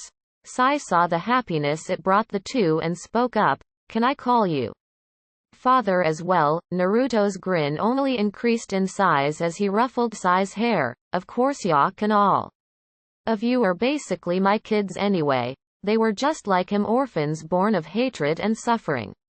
Sakura had 2 abusive parents that Naruto had ended quickly. Sai never knew his parents, having been kidnapped by Danzo when he was just a toddler, and Sasuke lost his entire family, a duo slaughter provided by the Masked Man and Itachi Uchiha. They were alike in many ways, so it was only right to claim them as his own. Waving goodbye, Naruto and Sasuke departed from the village, heading to their 3-year training trip. What they would see, do or feel was unknown to everyone, but they had one goal in Sasuke's view. The point of this trip was to get stronger so he could kill the man who helped destroy his clan and avenge his family. In Naruto's view, the point of the trip was to get stronger physically and mentally, so he could become Hokage like his father had before him. 3 years away.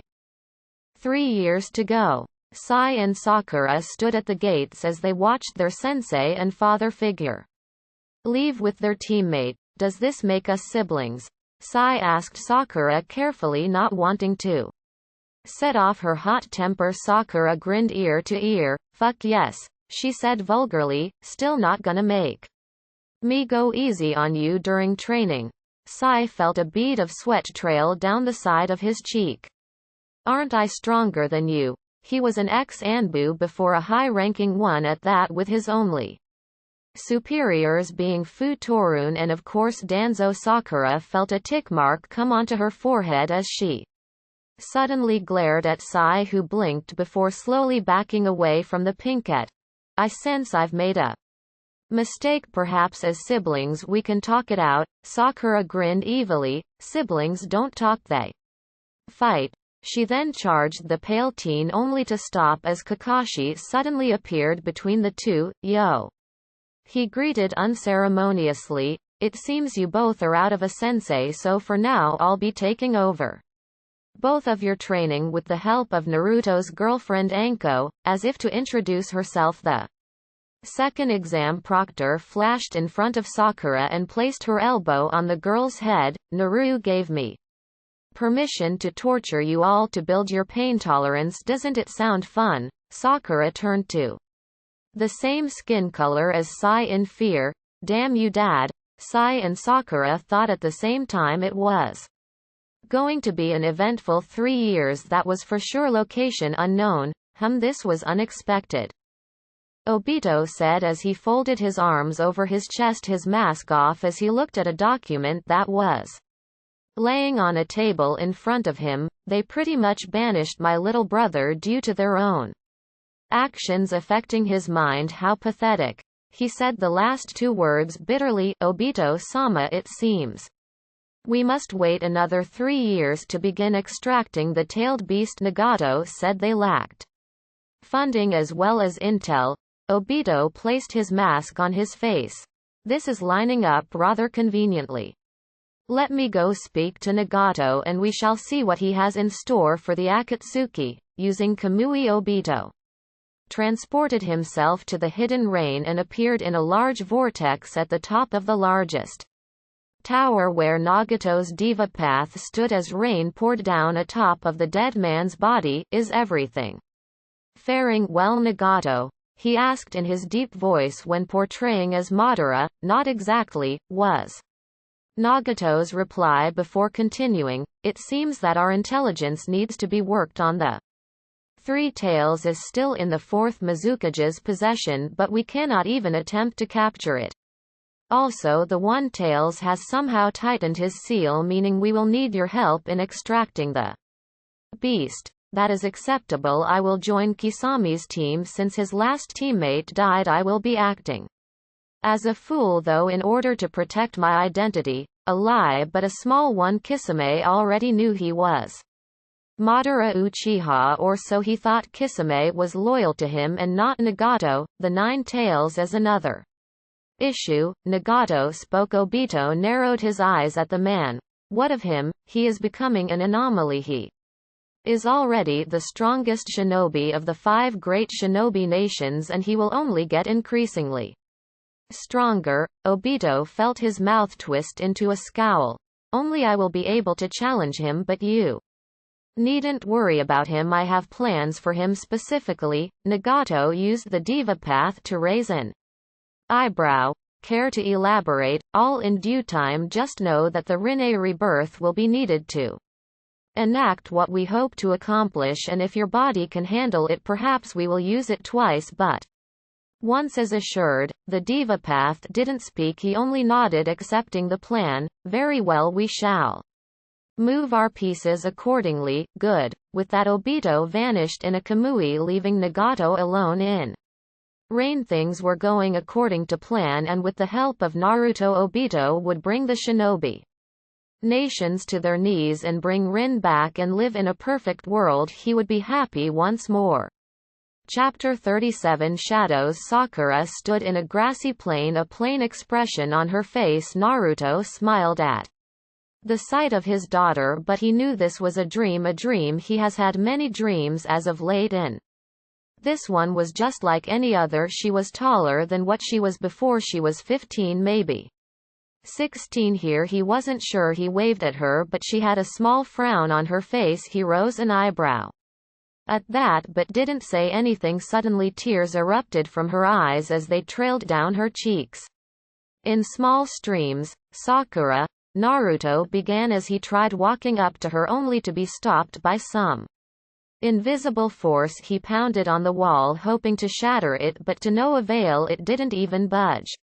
Suddenly two very large boulders began descending from the sky, heading right towards Sakura. Naruto hit the wall frantically, his eyes wide with fear as he tried activating his Mangekyo, but his chakra wasn't working correctly. He shouted at her, telling her to run and get out of the way, but it seemingly fell to deaf ears. Sakura only stood there and cried silently before the two boulders hit her full force, falling to his knees. Naruto could only helplessly look at the two boulders that had crushed his daughter. Then he saw white. No!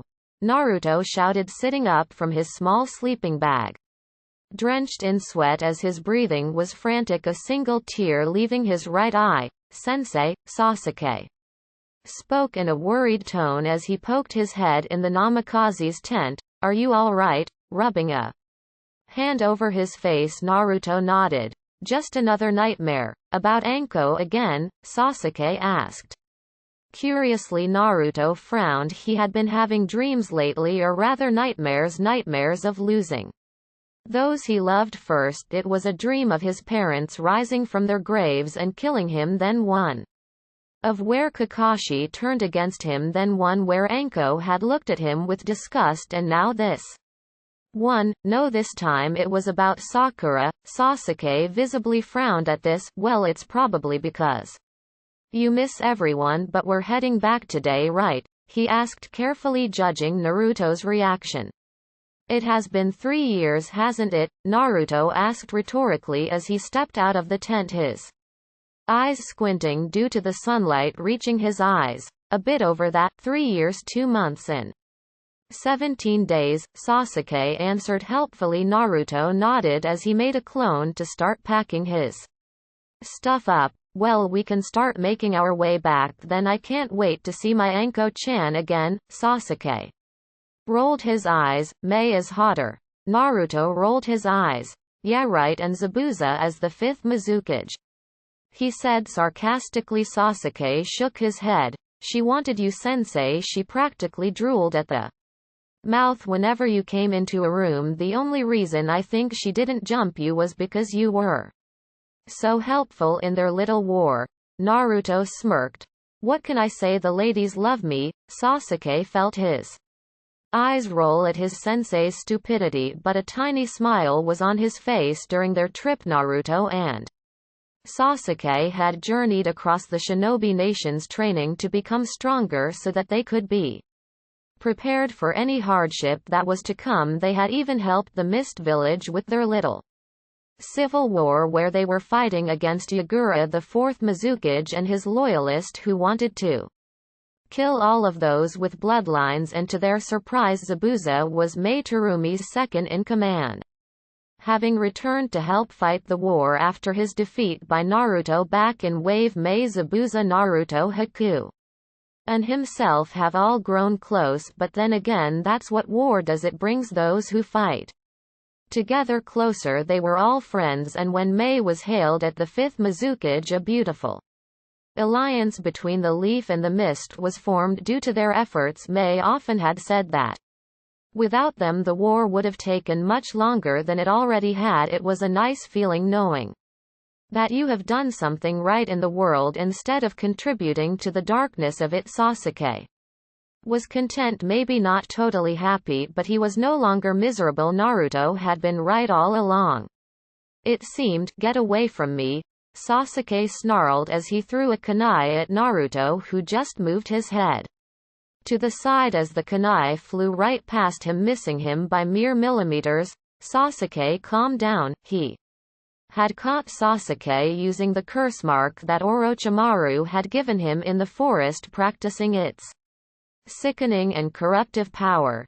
You don't understand, Sasuke shouted, his two-tomoed Sharingan active, glaring murderously at Naruto. I need every tool at my disposal. Orochimaru is a deformed tool, Naruto said seriously. His power will do nothing but hurt. Sit down, we need to have a talk. It was time to nip this problem in the bud. Sasuke clicked his tongue as he began walking in a different direction. Naruto's frown deepened. Being quick, Naruto flashed in front of Sasuke and planted his foot in the Uchiha's chest, sending him backwards into a tree before throwing two shuriken which had wire connected to them as they flew around Sasuke and the tree before stopping the Uchiha from moving, halting him in place. Let me go, Sasuke demanded. No, we need to talk and I need you to be still in order for that to happen. Naruto spoke in a serious tone, surprising Sasuke a little bit, but he continued nonetheless. Forget about revenge, forget about the masked man. I've seen too many people go down the path you are about to go down, and it never ends well for them. You have friends, Sasuke, you are not alone. Shut up, Sasuke shouted, gritting his teeth as he struggled futilely at the ninja wire. How would you know? Maybe if I were to kill everyone in your life, everyone who's ever had any meaning, then maybe I would listen to you, because then maybe you would even have an idea on how I feel. An interesting theory, but I'm afraid you're a little late to put it to the test. Sasuke's eyes widened as he watched his sensei's face turned into a fake smile. Everyone you're talking about has already been killed. What? Sasuke couldn't believe it. His happy-go-lucky sensei, his idiot goofball ridiculously powerful sensei, had lost everyone. That's right, Naruto confirmed, looking Sasuke straight in the eyes. I've lost my family not once but twice. When I was your age I had one surviving family member, and even then it was not from blood together. You and I have lost what most people would go crazy over, but we are lucky to find new people to fill the hole in our hearts so that we don't suffocate under the waters of loneliness. I know it's hard, but letting go is something that everyone needs to do once in a while. It's like holding onto a barbed wire. The longer you hold onto it, then the worse it is going to hurt you. You just need to learn to let go of your hate. Sasuke looked down at the ground, unable to meet his sensei's eyes. He was ashamed. We're close, right? Sasuke asked Naruto, who nodded. I wonder who they made Hokage. Naruto wondered aloud. Sasuke shrugged. I don't care as long as they don't abuse their power. I'm absolutely fine with whoever they chose. Naruto had similar feelings. They saw the gate of the village and Naruto couldn't help the small smile that had graced his face. His home once again in sight. Suddenly he was getting excited as well as nervous. He hadn't seen his loved ones for years, and they probably have changed drastically. 3 years can do a lot to the people of the world. Some wars were fought within 3 years. Some people got married within 3 years of meeting. There were so many possibilities that it made him nervous. The two Sharingan wielders entered the village, it bustling with activity as villagers walked up and down the streets shopping for objects that would fulfill their needs or wants for however long they would last. They went unencountered as they journeyed to the Hokage Tower, entering the top floor and knocking on the door. A woman's "come in" could be heard from the other side of the door. Naruto opened the door and was shocked to see Tsunade Senju sitting at the Hokage's desk, a bottle of booze sitting on the wooden furniture right next to several documents that would be deemed important. Hello, my name is, Naruto began but was cut off as Tsunade rose a hand, stopping him. I know who you are, Naruto Namikaze, as well as your apprentice Sasuke Uchiha. It would be foolish of me not to know who either of you are, especially after solidifying our relationship with the Hidden Mist. Tsunade said in a semi-stern tone. Well, it's nice to meet you. Hokage-sama, he said carefully, not sure as to what he should say next. Sakura Namikaze is your daughter? No, Tsunade said from her desk, causing Naruto to raise an eyebrow in question at the question. I'm sorry. He was trying to be polite, but a smile tugged at his lips. Sakura Namikaze, yes. Your two kids, Sakura Namikaze, who is also my apprentice, and Sai Namikaze, who is training one-on-one with Kakashi Hatake. I'm sure they missed you terribly. She then eyed Sasuke and a smirk appeared on her lips. My apprentice missed you as well. Don't touch my daughter, Sasuke, Naruto said, but he had a huge grin on his face. Or my son, he quickly added, causing Sasuke to scowl. Don't swing that way, sensei, he said, crossing his arms over his chest. Tsunade smiled at the duo. Well, sorry to do this so quickly, but I'm afraid we must get down to business, she began. Tell me how strong is Sasuke now? Naruto glanced at Sasuke for a moment before shrugging. Meh, I'm not entirely sure. I want to say mid to high Junin level, but he might be low Kage level too. I've only faced two Kage in my life, one which was serious fight and the other a spar, and he's around that level now. Sasuke's eyes widened as his eyes looked at Naruto in amazement. Naruto had fought Yagura the fourth Mizukage, and to say he was winning was an understatement. No, it was completely one-sided. Naruto didn't even activate his Sharingan during that fight, and here he was saying he was around Yagura's level, the Jinchuriki of the Three Tails, and if that was low Kage level, and for him to be able to beat around Yagura as such. How strong was Naruto? Ah yes, you were the one who defeated and killed Yagura. Naruto nodded. And that leads to the question, how strong have you become? Looking down at a few papers on her desk, she began speaking once more. It says before you left that you were the strongest in the village by a long shot, with the third Hokage believing that you were able to rival the likes of Hashirama Senju or Madara Uchiha. Obviously you didn't neglect your own training, so how strong have you become? Tsunade and Sasuke, who was also curious on the answer, awaited patiently as Naruto stretched slightly. I honestly have no clue, he said honestly. I never had anyone to truly fight as my rival. I know I'm stronger than any of the Kages, no offense, but I don't necessarily know by how much. There's only one person I really measure myself up to, and that's a person in the mask, who I've only faced twice and have lost twice, but that's so long ago I'm not even sure if they're active anymore. Tsunade was disturbed by this fact. How could she control a shinobi who fought Kage as if they were genin? Well, the simple fact was that she couldn't. She studied the blonde for a few more moments before a tired sigh escaped her lips. Well, how about a test? You and Sasuke will fight Team Guy, Team Asuma, and Team Kurenai, as well as Kakashi, Anko, Sakura, and Sai. It'll be a fun exercise for those at your caliber, and I believe it'll be an interesting matchup, don't you? Naruto shrugged. I just hope they improved their teamwork over the last 3 years, because if they didn't, they have no chance against Sasuke, let alone me, Naruto said with a little smirk. That sentence frightens me, but I cannot do anything about it. Go get some rest and meet everyone at Training Grounds 7 tomorrow morning at 8 o'clock sharp. I don't tolerate lateness. Naruto saluted. Of course not, ma'am, we're always on time, unlike Kaka.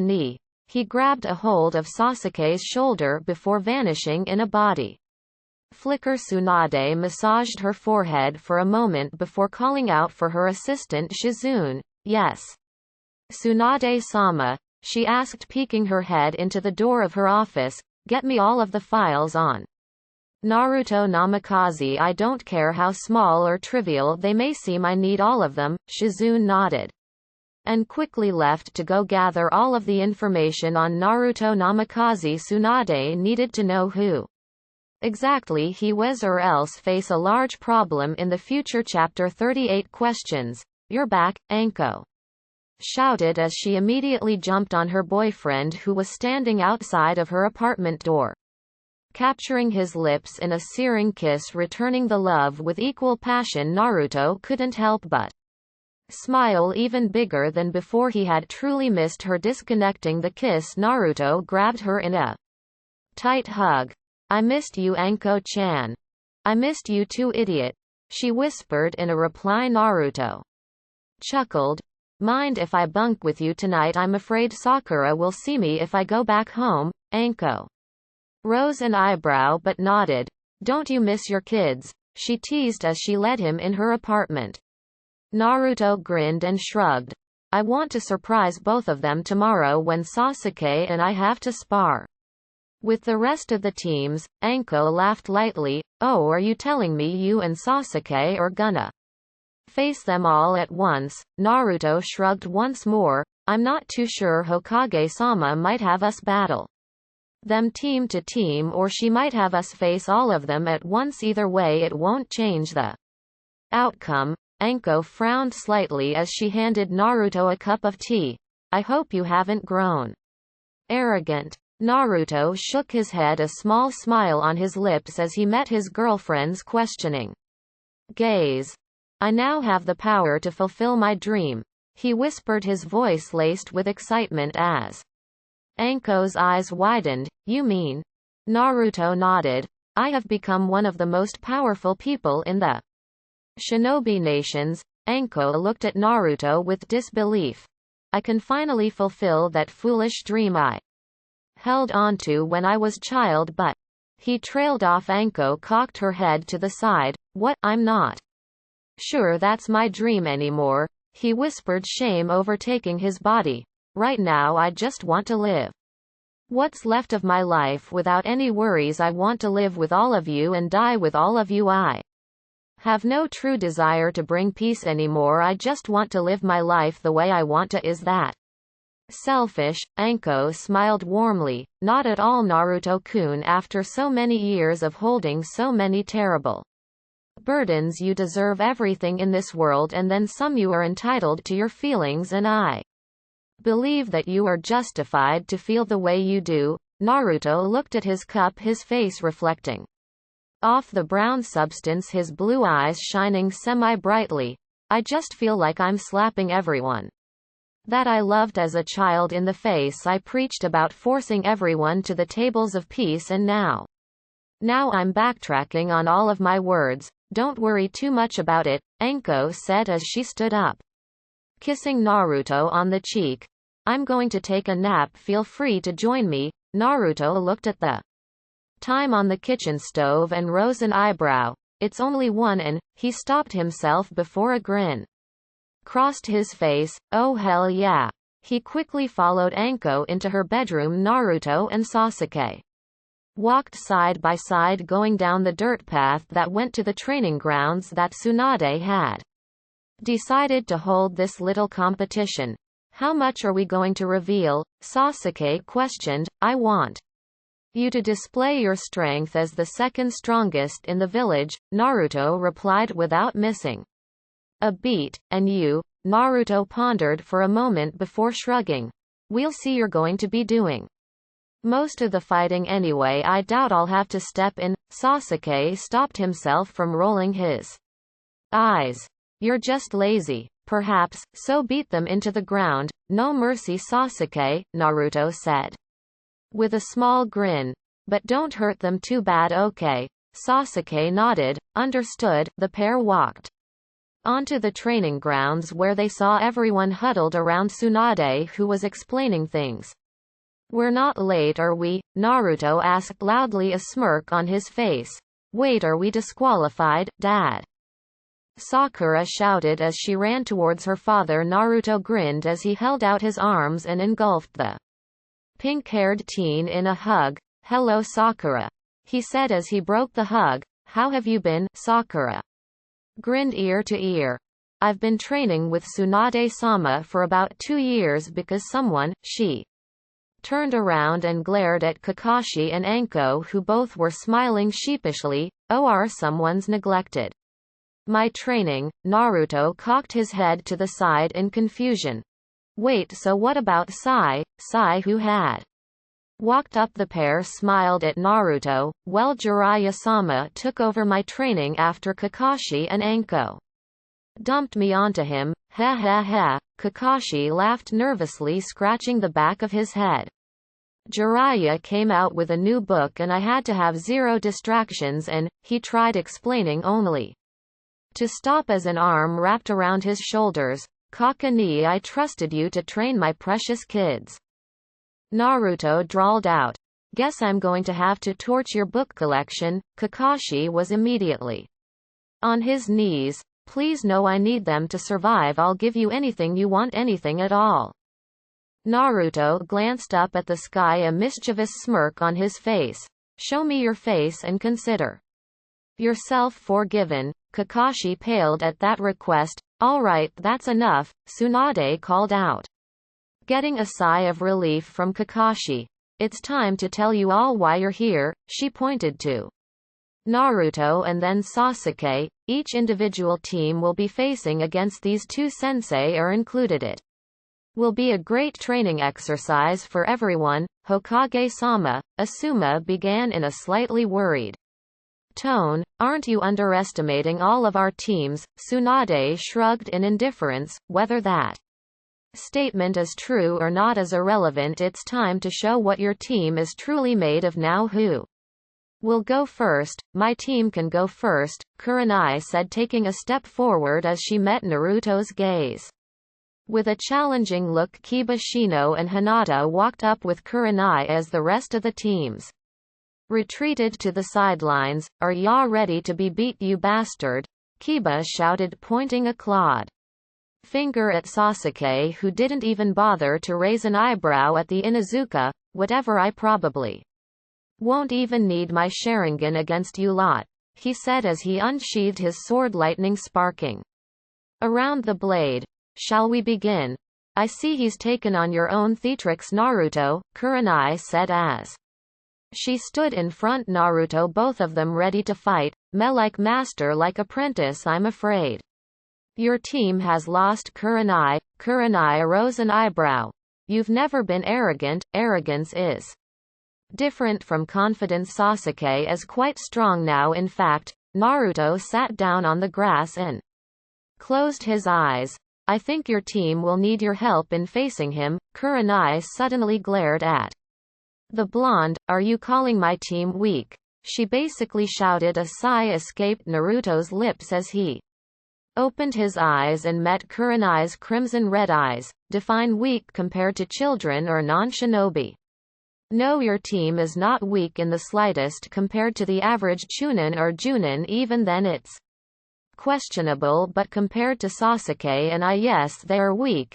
You've become a dick in the last 3 years, you know that," Kurenai said with a scowl. "You've become ill-tempered," Naruto replied instantly. "Why you?" she began, only to stop as Sasuke spoke up. "Do I have to knock her out too, or what?" Kurenai's eyes widened as she looked over and found her team all laying on the ground, unconscious. Meanwhile, Sasuke didn't have a single scratch on him. "No need," she said with gritted teeth. She glared at Naruto.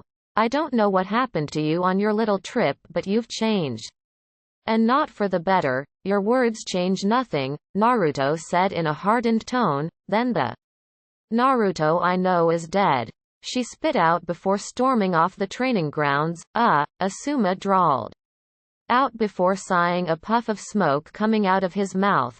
"Oh well, guess it's my team's turn. How about it, Naruto? Will you spar with me?" Naruto felt a small smile cross his face. "Sure." He turned to Sasuke. "Handle the rest of the team, but watch out for Shikamaru. He's your greatest foe at the moment." Sasuke nodded, his Sharingan activating as he turned his attention to Team Asuma. "It's been a while since we sparred, huh, Naruto?" Naruto shrugged. "We've only sparred once before. I forgot the Conclusion of it though, Asuma smirked as he brought out his trench knife's blue chakra coating around the blades. I believe it ended with you passing out due to exhaustion before you became a Junin. Naruto smiled at the memory of having Itachi and Izumi around as well as Shisui. It was a better time, even better than now. Well, I hope you haven't been slacking since then because I'm a lot stronger than I was back then. Asuma charged Naruto yelling. There's no doubt about that, now let's do this. Naruto easily dodged the expert-like movements from Asuma as each swing with his knives was quickly followed in succession with a kick or elbow before the knife was ready to swing once again. Tsunade couldn't believe it. These were largely the more successful groups of teams that the village had, and to see Sasuke completely obliterate Kurenai's team with such ease and even getting Kurenai to surrender without a fight was surprising enough, but to see Sasuke fight Team Asuma with such expertise and skill, it was nothing short of amazing. He had definitely mastered his Sharingan over the course of 3 years, that was for certain. Each time Ino would try a possession or Shikamaru try his shadow, even after using Choji's expansion form to make more shadow, Sasuke had dodged each and every last one of their attacks, barely breaking a sweat. But Naruto fighting Asuma, if it could be labeled as such, was obviously very one-sided in the favor of the Namikaze, with the blonde practically dancing to avoid Asuma's wind-enhanced knives, his Sharingan not even active, just a calm look in his eye with the smallest of smiles. Damn it, Asuma cursed as he took a step back from Naruto, stopping his charge before he took a long drag from his cigarette before casting it aside and blew thick smoke over Naruto, who only looked at it with a less than worried look before it caught fire as Asuma snapped his finger. The explosion rippled through the air to where even Sasuke and the rest of Asuma's team were able to feel the heat on their skin. Sasuke used this momentary distraction to subdue Shikamaru by using the hilt of his sword to smash into the Nara's skull, knocking the teen out cold. The rest of the fight was sad on Ino's and Choji's part, with the latter losing but getting shocked by Sasuke's electric stream, and Ino fell when Sasuke met her gaze, knocking her out with a quick genjutsu. The smell of smoke is disgusting. Not sure how you can tolerate it, let alone make it, Naruto said as he surveyed the burnt ground. Not a single scratch or singe mark on any of his clothes. He glanced over to Asuma, who was panting slightly. Do you concede? Asuma looked over to his team and saw they were all beaten as Sasuke stood his ground waiting for Asuma to decide with a small smile, perhaps a little bit of bitterness in it. Asuma sighed as he stood straight up, putting his knives away. Yeah, I give up, he said, raising his hands up in the air in surrender. I have no way to beat you both. Even then I doubt I could beat either one of you. We shall go next, Guy proclaimed loudly as Rock Lee, Neji and Tenten started walking toward Sasuke. Naruto stretched slightly. Sasuke, you may have to actually try this time around. Neji as a Junin, and we both know what Lee can do. Don't hold back. Sasuke nodded as he reactivated his Sharingan. Was I just written off? Tenten asked angrily. Sasuke nodded. Probably because all you do it throw weapons. You ass, Tenten shouted as she began ironically throwing weapons at the black-haired teen. Naruto shifted his gaze to Guy, who had a grin spread across his face as usual. Guy, will you be using the gates? He questioned. Only if you use your Sharingan, Naruto smirked. Fair enough, very well, I won't use my Sharingan and you won't use your gates. I wish you the best of luck, Naruto-kun. Guy then proceeded to charge the blonde. Sasuke ducked under one of Lee's devastating kicks and used his sword to deflect 3 different shuriken from Tenten. Do you know how to even use that sword? Tenten taunted Sasuke as she branded a katana. I believe Naruto-sensei has taught me quite adequately. Utilizing his chakra, Sasuke formed lightning in his left hand as the blue energy spread across his entire arm, crackling and hissing with electricity. But I prefer our duel be a duel I'll be beating your teammates now. As if to put a definite period on his statement, Sasuke slammed his hand onto the ground as two birds made of lightning appeared by his side before moving out and hitting both Lee and Neji square in the chest, moving so fast that even Sasuke with his Sharingan could barely track his own jutsu. The only thing that showed that it had truly worked was when Neji and Lee flew back and rolled in the grass and dirt. They did not move. Satisfied, Sasuke looked back at Tenten. Now our duel can commence. You talk weird. Sasuke rolled his eyes. Blame my sensei. With that, finishing up their conversation, Sasuke watched as Tenten darted forward before their blades clashed.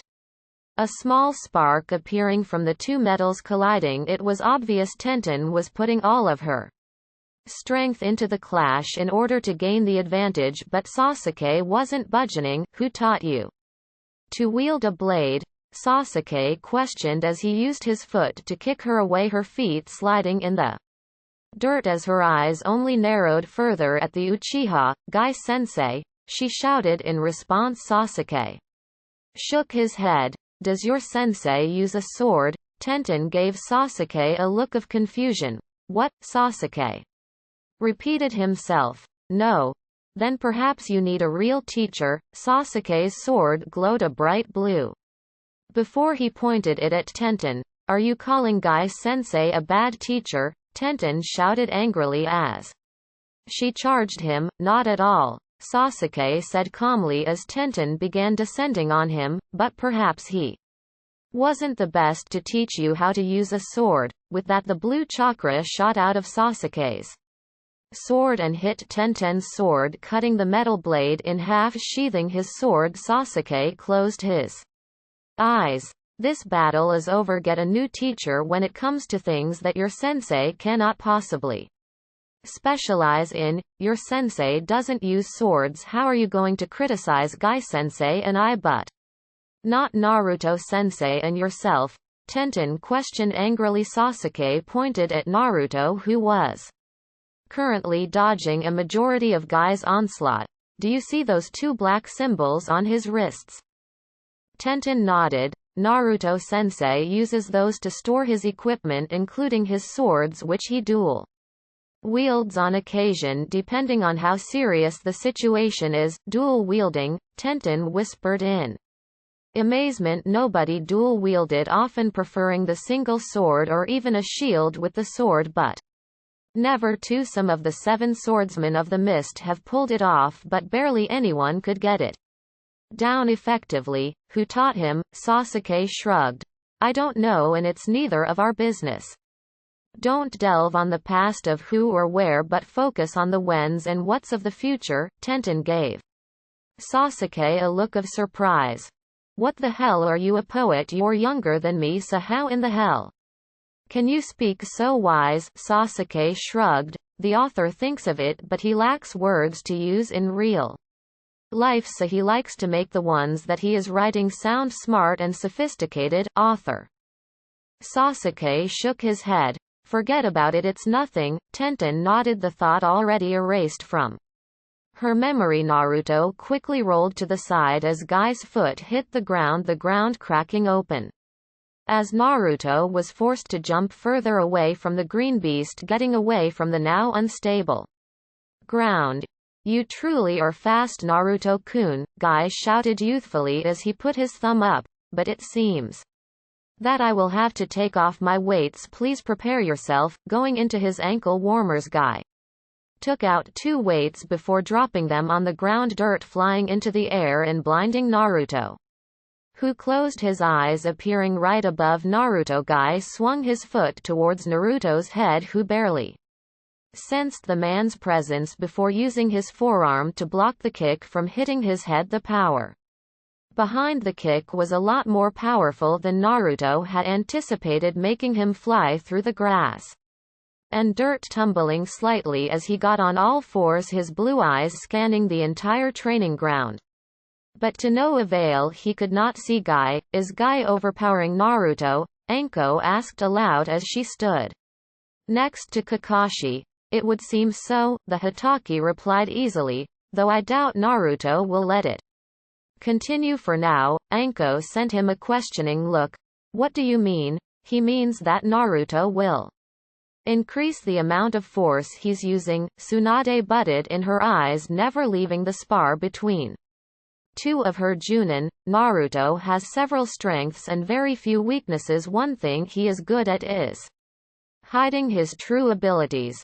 Kakashi gave her a weird look. Are you sure, Hokage-sama? Sure. Naruto doesn't like to flaunt his strength on others, but to suspect that he's intentionally hiding it, I can't believe that. That is because to you he is your little brother, Tsunade replied without missing a beat. That man is a genius that surpasses all other prodigies throughout the time the Shinobi Nations has existed. He sets a bar for the strength he will display and raise it if needed. He has several bars of power that he is willing to reach, but nobody but him truly knows how far he can really go, and that spells trouble. You aren't accusing him of becoming a traitor, are you? Kakashi asked in a worried tone. His little brother would never turn traitor. He was one of the most loyal Leaf Ninja he had ever seen. No, but I won't rule out the possibility. She turned to Kakashi and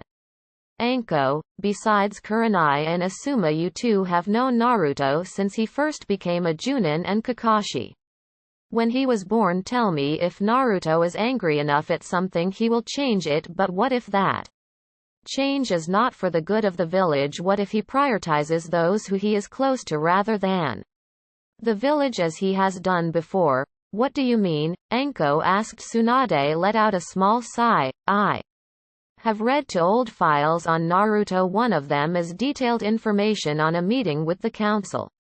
Several years ago he threatened to kill or destroy anything in his path if it meant protecting Sasuke. On another occasion he disobeyed the third Hokage's orders. When dealing with Danzo, he killed the man and walked away with no punishment. He's unstable and does things as he sees fit. He's a danger in the village.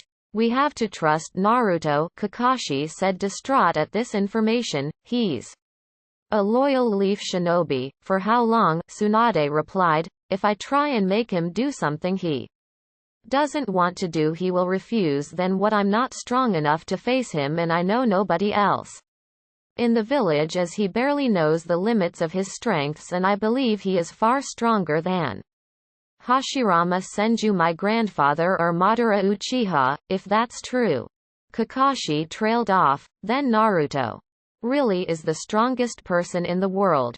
And now you're seeing my dilemma. Do I tiptoe around Namikaze in order to ensure he doesn't get angry, or do I try and put him in his place, or maybe I just hand the hat to him? There's many options, but none of them seem to be the right one. We'll just have to hope that Naruto-kun is content with his life. Anko replied in a miserable tone. This knowledge of her boyfriend was cursed. It was a burden. Did the third Hokage know of this? If so, is that why Naruto has never faced punishment? Now that she thought of it, Naruto has gotten away with many things in his life, including the murder of 2 child abusers, though that was justified. But even then, Naruto wasn't a judge. He acted on his own with no regard for the status of authority. Maybe that's why she loved him. Then again, Naruto caught one of Guy's fist before meeting the man's gaze. I'm going to get a little serious, Guy. You're quite strong. Guy grinned. I am a little disappointed. I cannot face you at full power. Naruto grinned before disengaging the bowl-cut-haired man. How about full power for both of us, but no gates for you and no Sharingan for me? Guy nodded, his grin only increasing in size.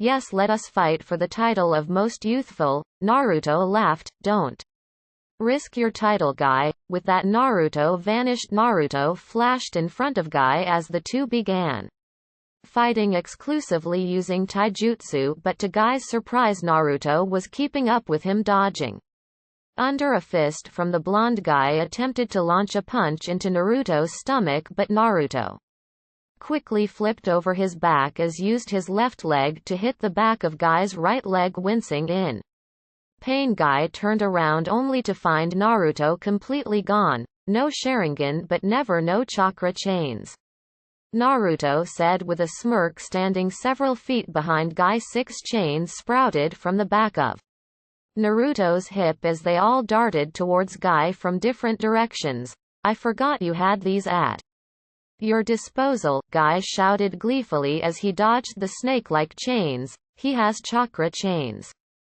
Tsunade almost shouted, how the hell does he have chakra chains? Why does he have chakra chains? Chakra chains were very dangerous. They could suppress chakra from shinobi as well as tailed beast. There was no doubt in her mind now Naruto Namikaze was the strongest. Guy twisted and turned in some ways that Naruto had thought impossible, but then again this was the man who was able to utilize all of the 8 gates, making him the strongest in terms of taijutsu. Naruto didn't know how strong the 8 gates made a man, but he never wanted to learn. Guy was dangerous enough without them. Guy jumped into the air, his foot stretched out as he shot towards Naruto like a dart to a dartboard, intending on kicking the blonde in the head. Smirking, Naruto sprouted a 7th chain from his back as it wrapped tightly around Guy's leg, coiling around it like a snake does its prey. I'll take my win now, Naruto whispered to himself before slamming Guy onto the ground. Guy, who had closed his eyes due to the impact shocking him, opened them quickly only to meet the tip of Naruto's sword at his neck. You fought well, my friend. Sheathing his sword, Naruto offered the taijutsu his specialist, who took it with a grin. Yes, you are definitely burning with youth, Guy shouted happily. Thank you for a good spar, Guy. You actually managed to hit me. Guy laughed heartily and clasped Naruto's shoulder. Perhaps we will fight at full power one day, Naruto chuckled nervously. I think we would destroy everything, he replied jokingly. Guy then saluted to Tsunade, who was still in a state of shock. My team and I will be taking our leave now, Hokage-sama. We still have much training to do. With that, Guy scooped Lee and Neji up onto each shoulder before he and Tenten exited the training grounds.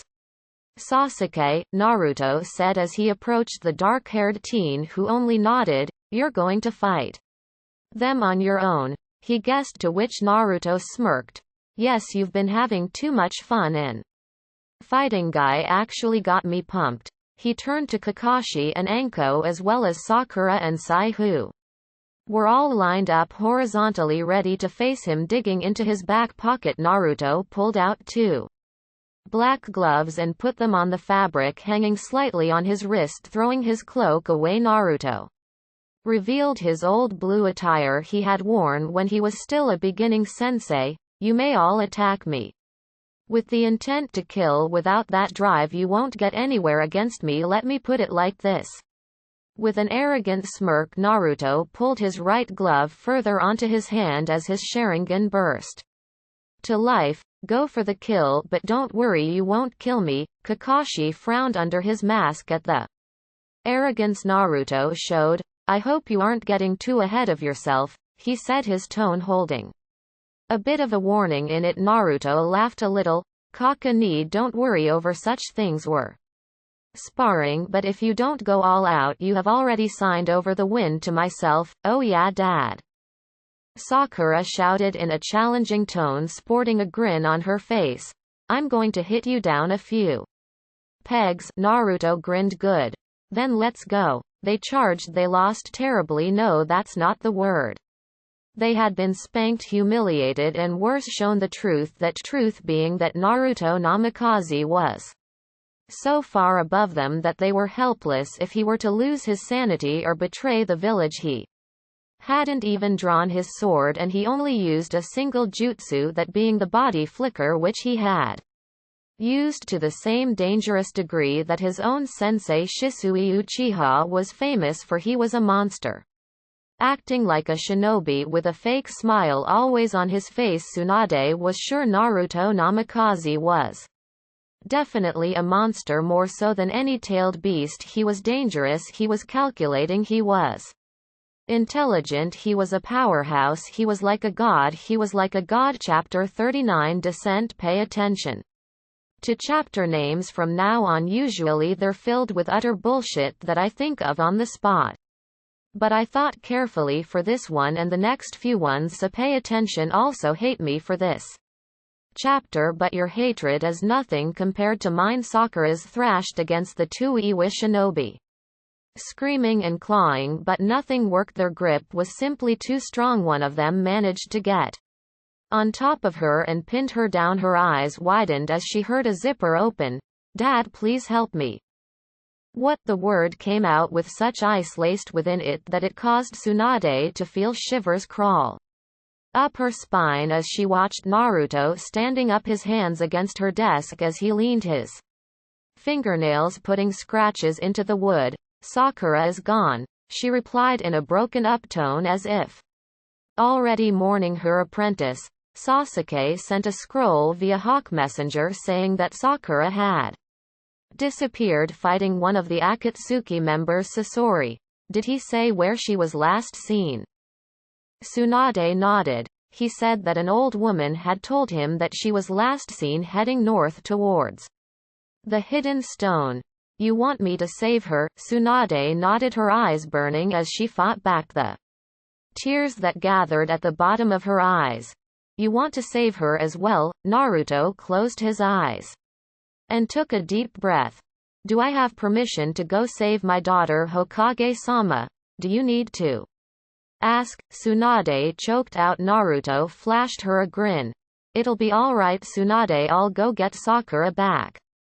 With that he vanished. Tsunade turned her chair around and gazed outside the window, a lone tear crawling down her cheek. "You better," she whispered to herself. Naruto rushed through fire country and straight into wind country, cutting through the land as he ran faster than the normal human eye could see, rivaling what Guy could probably do with at least 5 gates open out of the corner of his eye. He saw Sasuke waiting for him by a tree. He appeared in front of Sasuke, a serious expression on both of their eyes.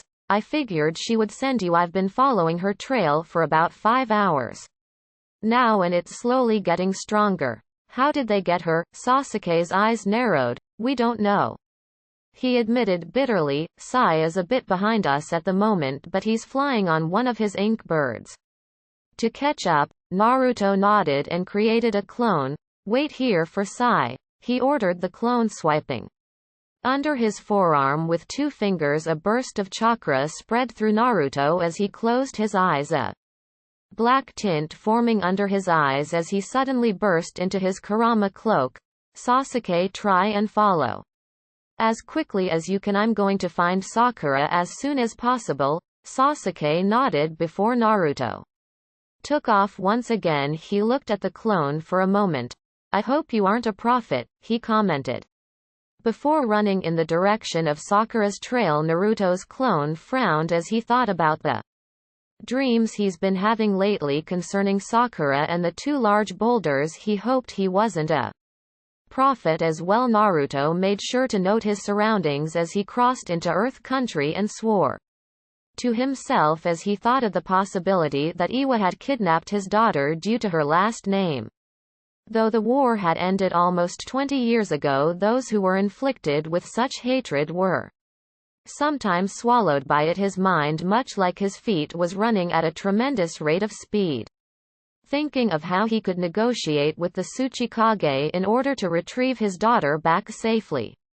He dashed through an empty field before he saw a flash of pink lying still in the grass. He stopped running and deactivated his Kurama cloak as he felt his limbs go weak, the air leaving his lungs as he saw his daughter just a few yards away from him, laying face down in the dirt, her skirt and training shorts she wore under them ripped to shreds next to her. "No," he whispered. He shoved the Reikiri forward, intending on disabling Itachi's Susanoo, but his best friend cancelled the jutsu, quickly causing the Reikiri to pierce straight through his heart. Please no. Naruto watched as Kaneki and his team were slaughtered by Iwa's supposed genin team. I'm begging whatever god exists.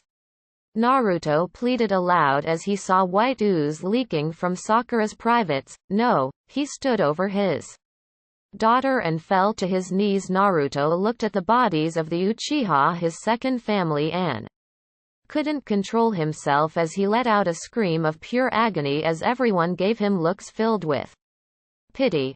I promised I would protect everyone I loved, he choked out as he grabbed Sakura's body and held her close to his chest, not caring for the blood or semen that might get on his clothes. Tears coming out of his eyes steadily as if someone had broken a dam and let the water tumble out uncontrollably. Naruto, Minato said as he gazed into his son's eyes. Just smile. I'm sorry, Dad.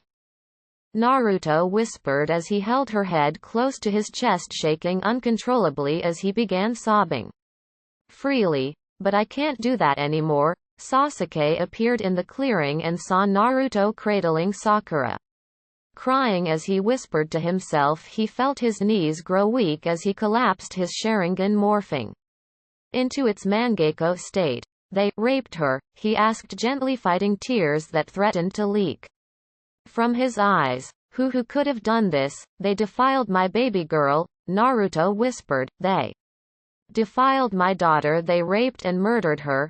Sai finally saw the Naruto clone and quickly jumped off the bird and landed in front of his father, whose eyes suddenly widened before dispelling. In a poof of smoke, Sai rose an eyebrow but ignored it and hopped right back onto his bird and flew in the direction that the clone had been pointing in. Sensei, Sasuke spoke, placing his hand on Naruto's shoulder. Let's go home. No. Naruto whispered, his voice laced with poison as his face twisted into one of complete and utter hatred and determination, the same face Sasuke once saw every time he looked in the mirror. Stone Shinobi did this, Sensei. Sasuke's voice was choking up now. The sight of his now dead teammate hitting him like a ton of bricks. Let's just go. We don't want to start trouble with Stone. As of today I've broken 2 promises, one to my father and one to myself. I swore I would keep smiling and now I have no reason to smile. I swore I would protect those I love. And I failed. I failed my daughter and I lied to everyone else. I'm no god, he whispered angrily. Before he gently laid Sakura back down onto the ground, he created a clone, clean her up and take her home. I will not let her body rot in the dirt of a place that holds so much wrong. The clone nodded. Naruto then began walking north. Sensei, Sasuke cried out, tears flowing from his eyes. What are you doing? I'm going to go to Iwa, Naruto answered. And get some answers. Please don't, Sasuke shouted, clutching his chest. I can't deal with this by myself. Naruto stopped walking for a moment. Sasuke, I made sure to discourage you out of revenge against the masked man, right? Sasuke tried his best to wipe the tears coming out of his eyes as he nodded. I will tolerate such an action as of right now. Sasuke looked at his sensei as if he had just been slapped. Was his sensei encouraging him to come along with him to Iwa? Was Naruto really telling him that revenge was okay in this situation? His sensei wouldn't do that. His sensei was too kind-hearted to do such a thing. But his eyes traveled over to Naruto's clone, who had a small rag in hand, as they tried their best to clean Sakura up. Was this revenge justified? Yes. Was his anger justified? Yes. Did Sakura deserve to be raped and left to die alone? No, absolutely not. Sasuke trailed off as another knot formed in his throat, preventing him from speaking as he tried to control his emotions. What are you planning on doing? Naruto was silent. Are you going to destroy Iwa? Naruto remained silent as he spun around and walked up to Sasuke. I apologize Sasuke, Naruto said as his poked Sasuke right in the forehead with his two fingers as Itachi had once done.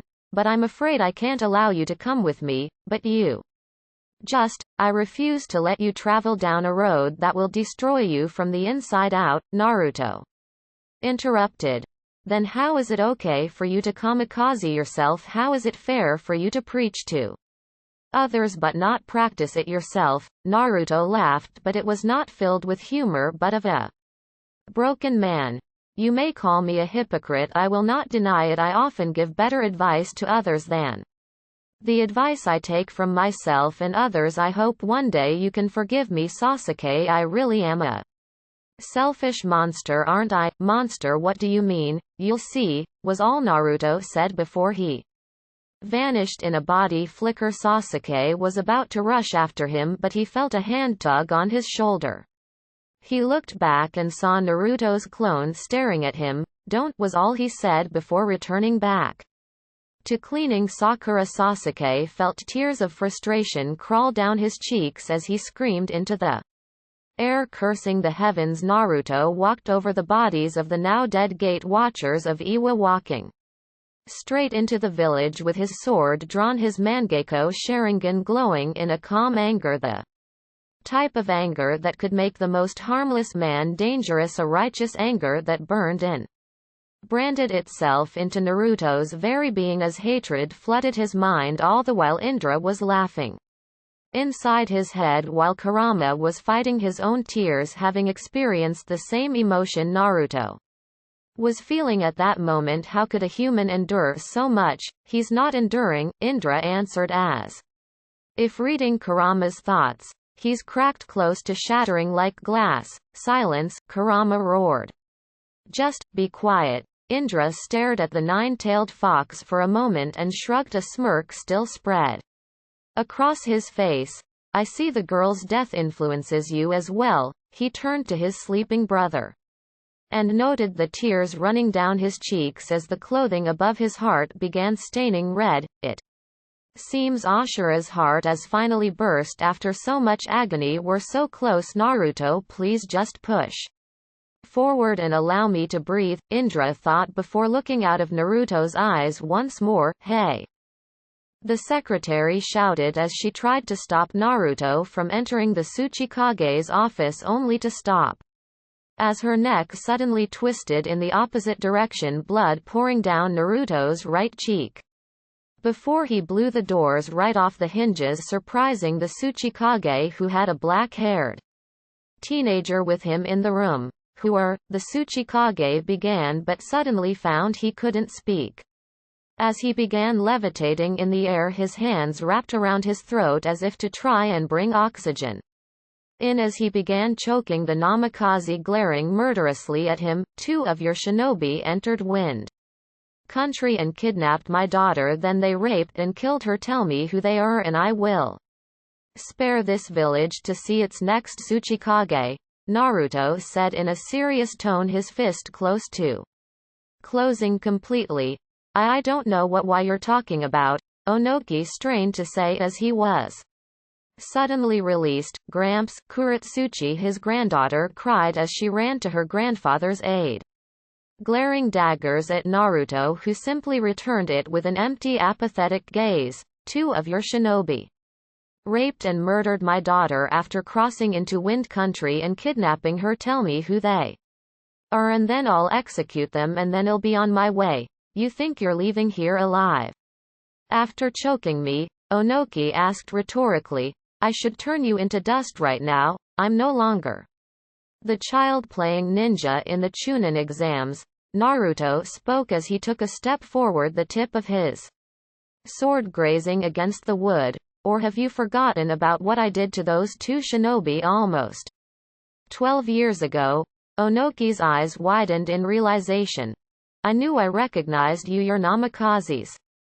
Brat, are you going to tell me the names of your shinobi or shall I seek them out on my lonesome?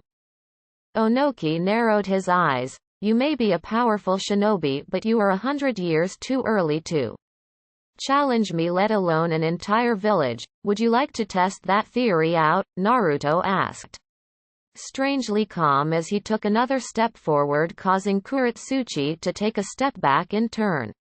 Gramps, it's who did you send? Kuretsuchi whispered, fear taking a hold of her heart as she looked at the man's weird eyes. I didn't send anybody. He turned to Naruto. They must have been acting on their own. I can't help you. Naruto was silent for a moment. You aren't lying, but I'm not leaving until their heads are rolling in the streets along with their families. You can't come into my village, choke me with whatever jutsu you used, demand the heads of my shinobi and their families without expecting some repercussions. Your shinobi, huh? Naruto whispered, tell me. That's your granddaughter, right? What if I were to take her into the middle of nowhere, a place she doesn't recognize, and rape her in both holes before murdering her? Would you be angry? Onoki narrowed his eyes at the man in front of him, the son of his sworn enemy. Extremely, he answered. Then you understand a fraction of what is going through my brain and my heart at the moment. Are you going to assist me in killing actual rapists, or will I demonstrate how far I am willing to go in order to retrieve justice? Are you threatening me? Onoki hissed. Yes, Naruto answered without missing a beat. I won't ask this again. Will you cooperate with me, or will your village turn to ash? Onoki's eyes widened in the absolute confidence the blonde spoke with. Was he speaking the truth?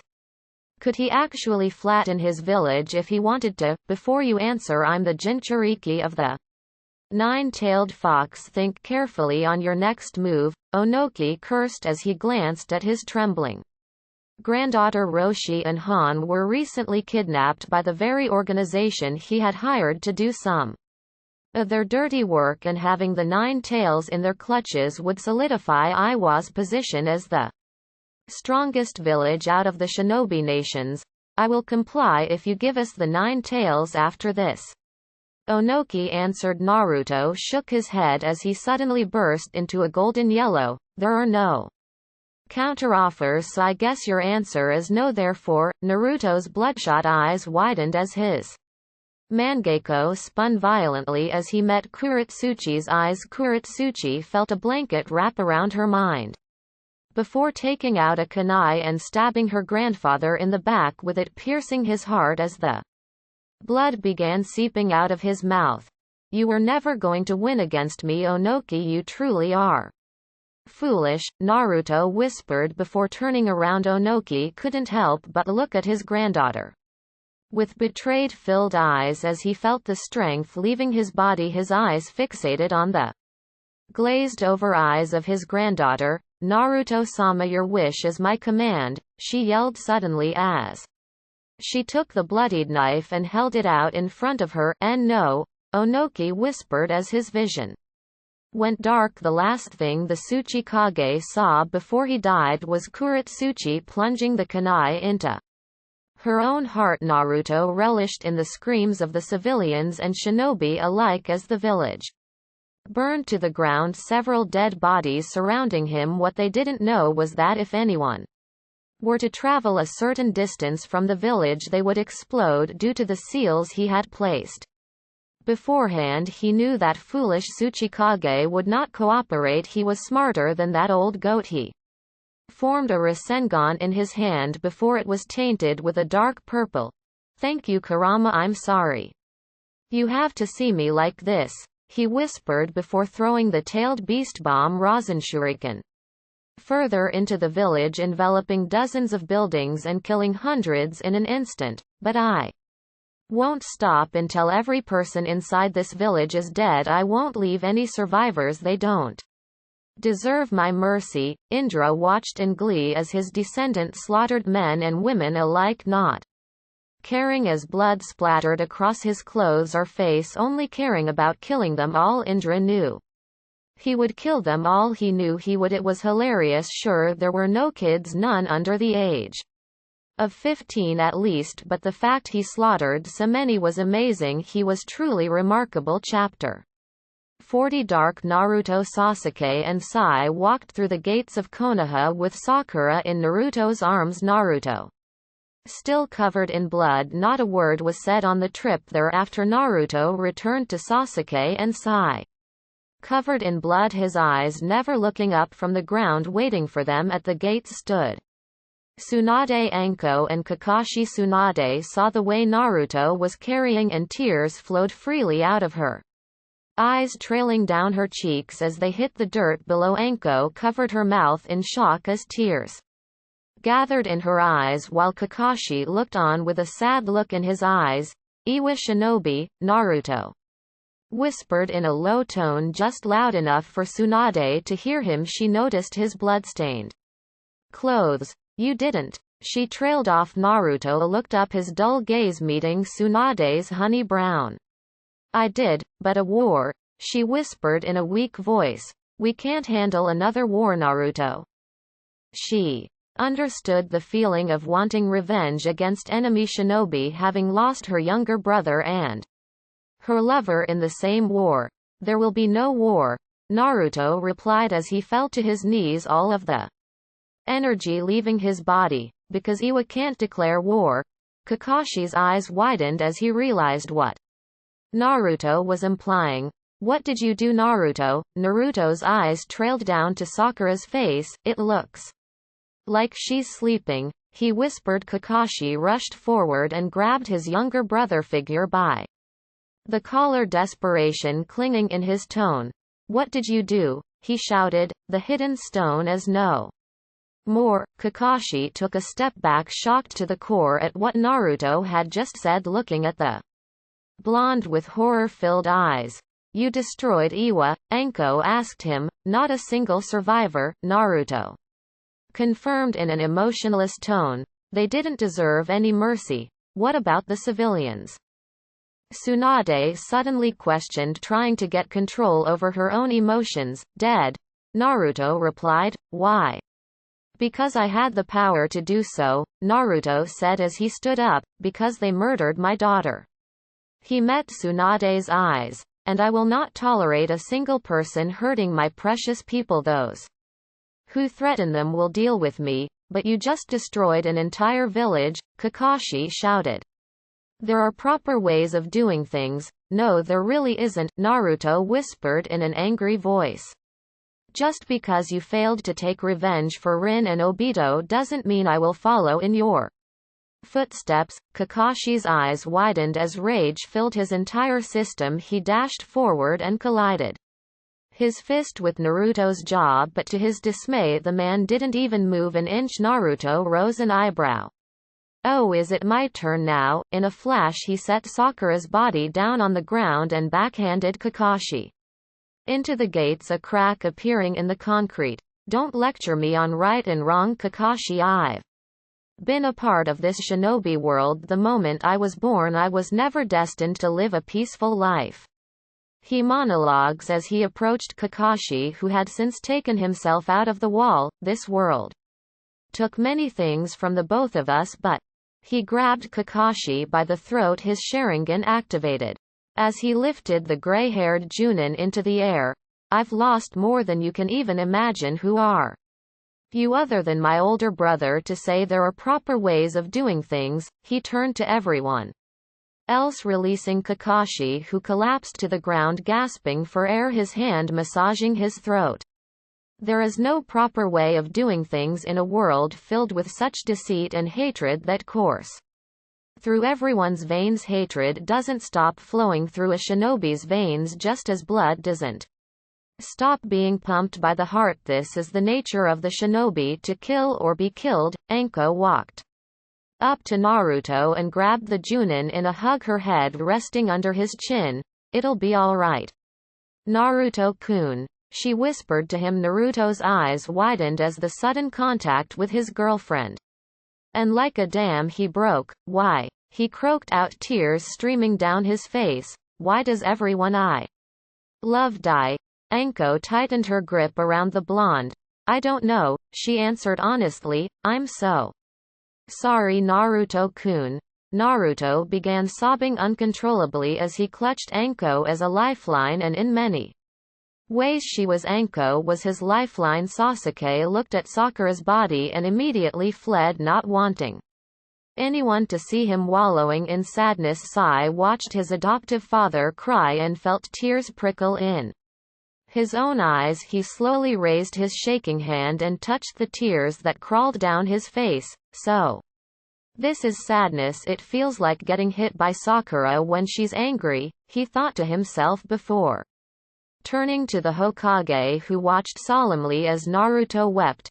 Hokage-sama, he began, please arrange the best funeral for my younger sister. She deserves it, of course. Sai then walked home to go bury himself in bed and sort these new feelings out, the feeling of sadness that lingered deep inside his chest like a weight that kept adding more pressure with each passing second. Naruto sat on the couch looking at a black TV screen as the sound of rain hitting the living room window filled Naruto's ears. Sakura's funeral had ended 5 hours ago, and yet he hadn't moved from this couch since he had gotten back. Why did fate hate him? Why was he so unlucky to be cursed with the death of all his friends? While laying down on his side, Naruto closed his long since dry eyes, having wept all the tears he could hours earlier. He then let the darkness known as sleep consume his being and drifted into sleep. Naruto opened his eyes and found himself in the same grassy plains he had been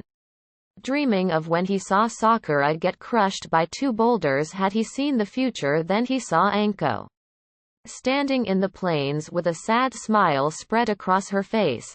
Don't you dare take her away from me, he suddenly screamed as he burst forward. He grabbed Anko, who didn't even react to his presence, and began running. Wake up, wake up, wake up, wake up, wake up, he repeated over and over again as he ran in a random direction. He ran for miles, not stopping as he held Anko close to his chest. After what felt like hours of running, Naruto stopped, panting slightly as he fell to his knees, still holding Anko. Then a thick mist encased both of the Junin, and Naruto's eyes widened as the implications mist.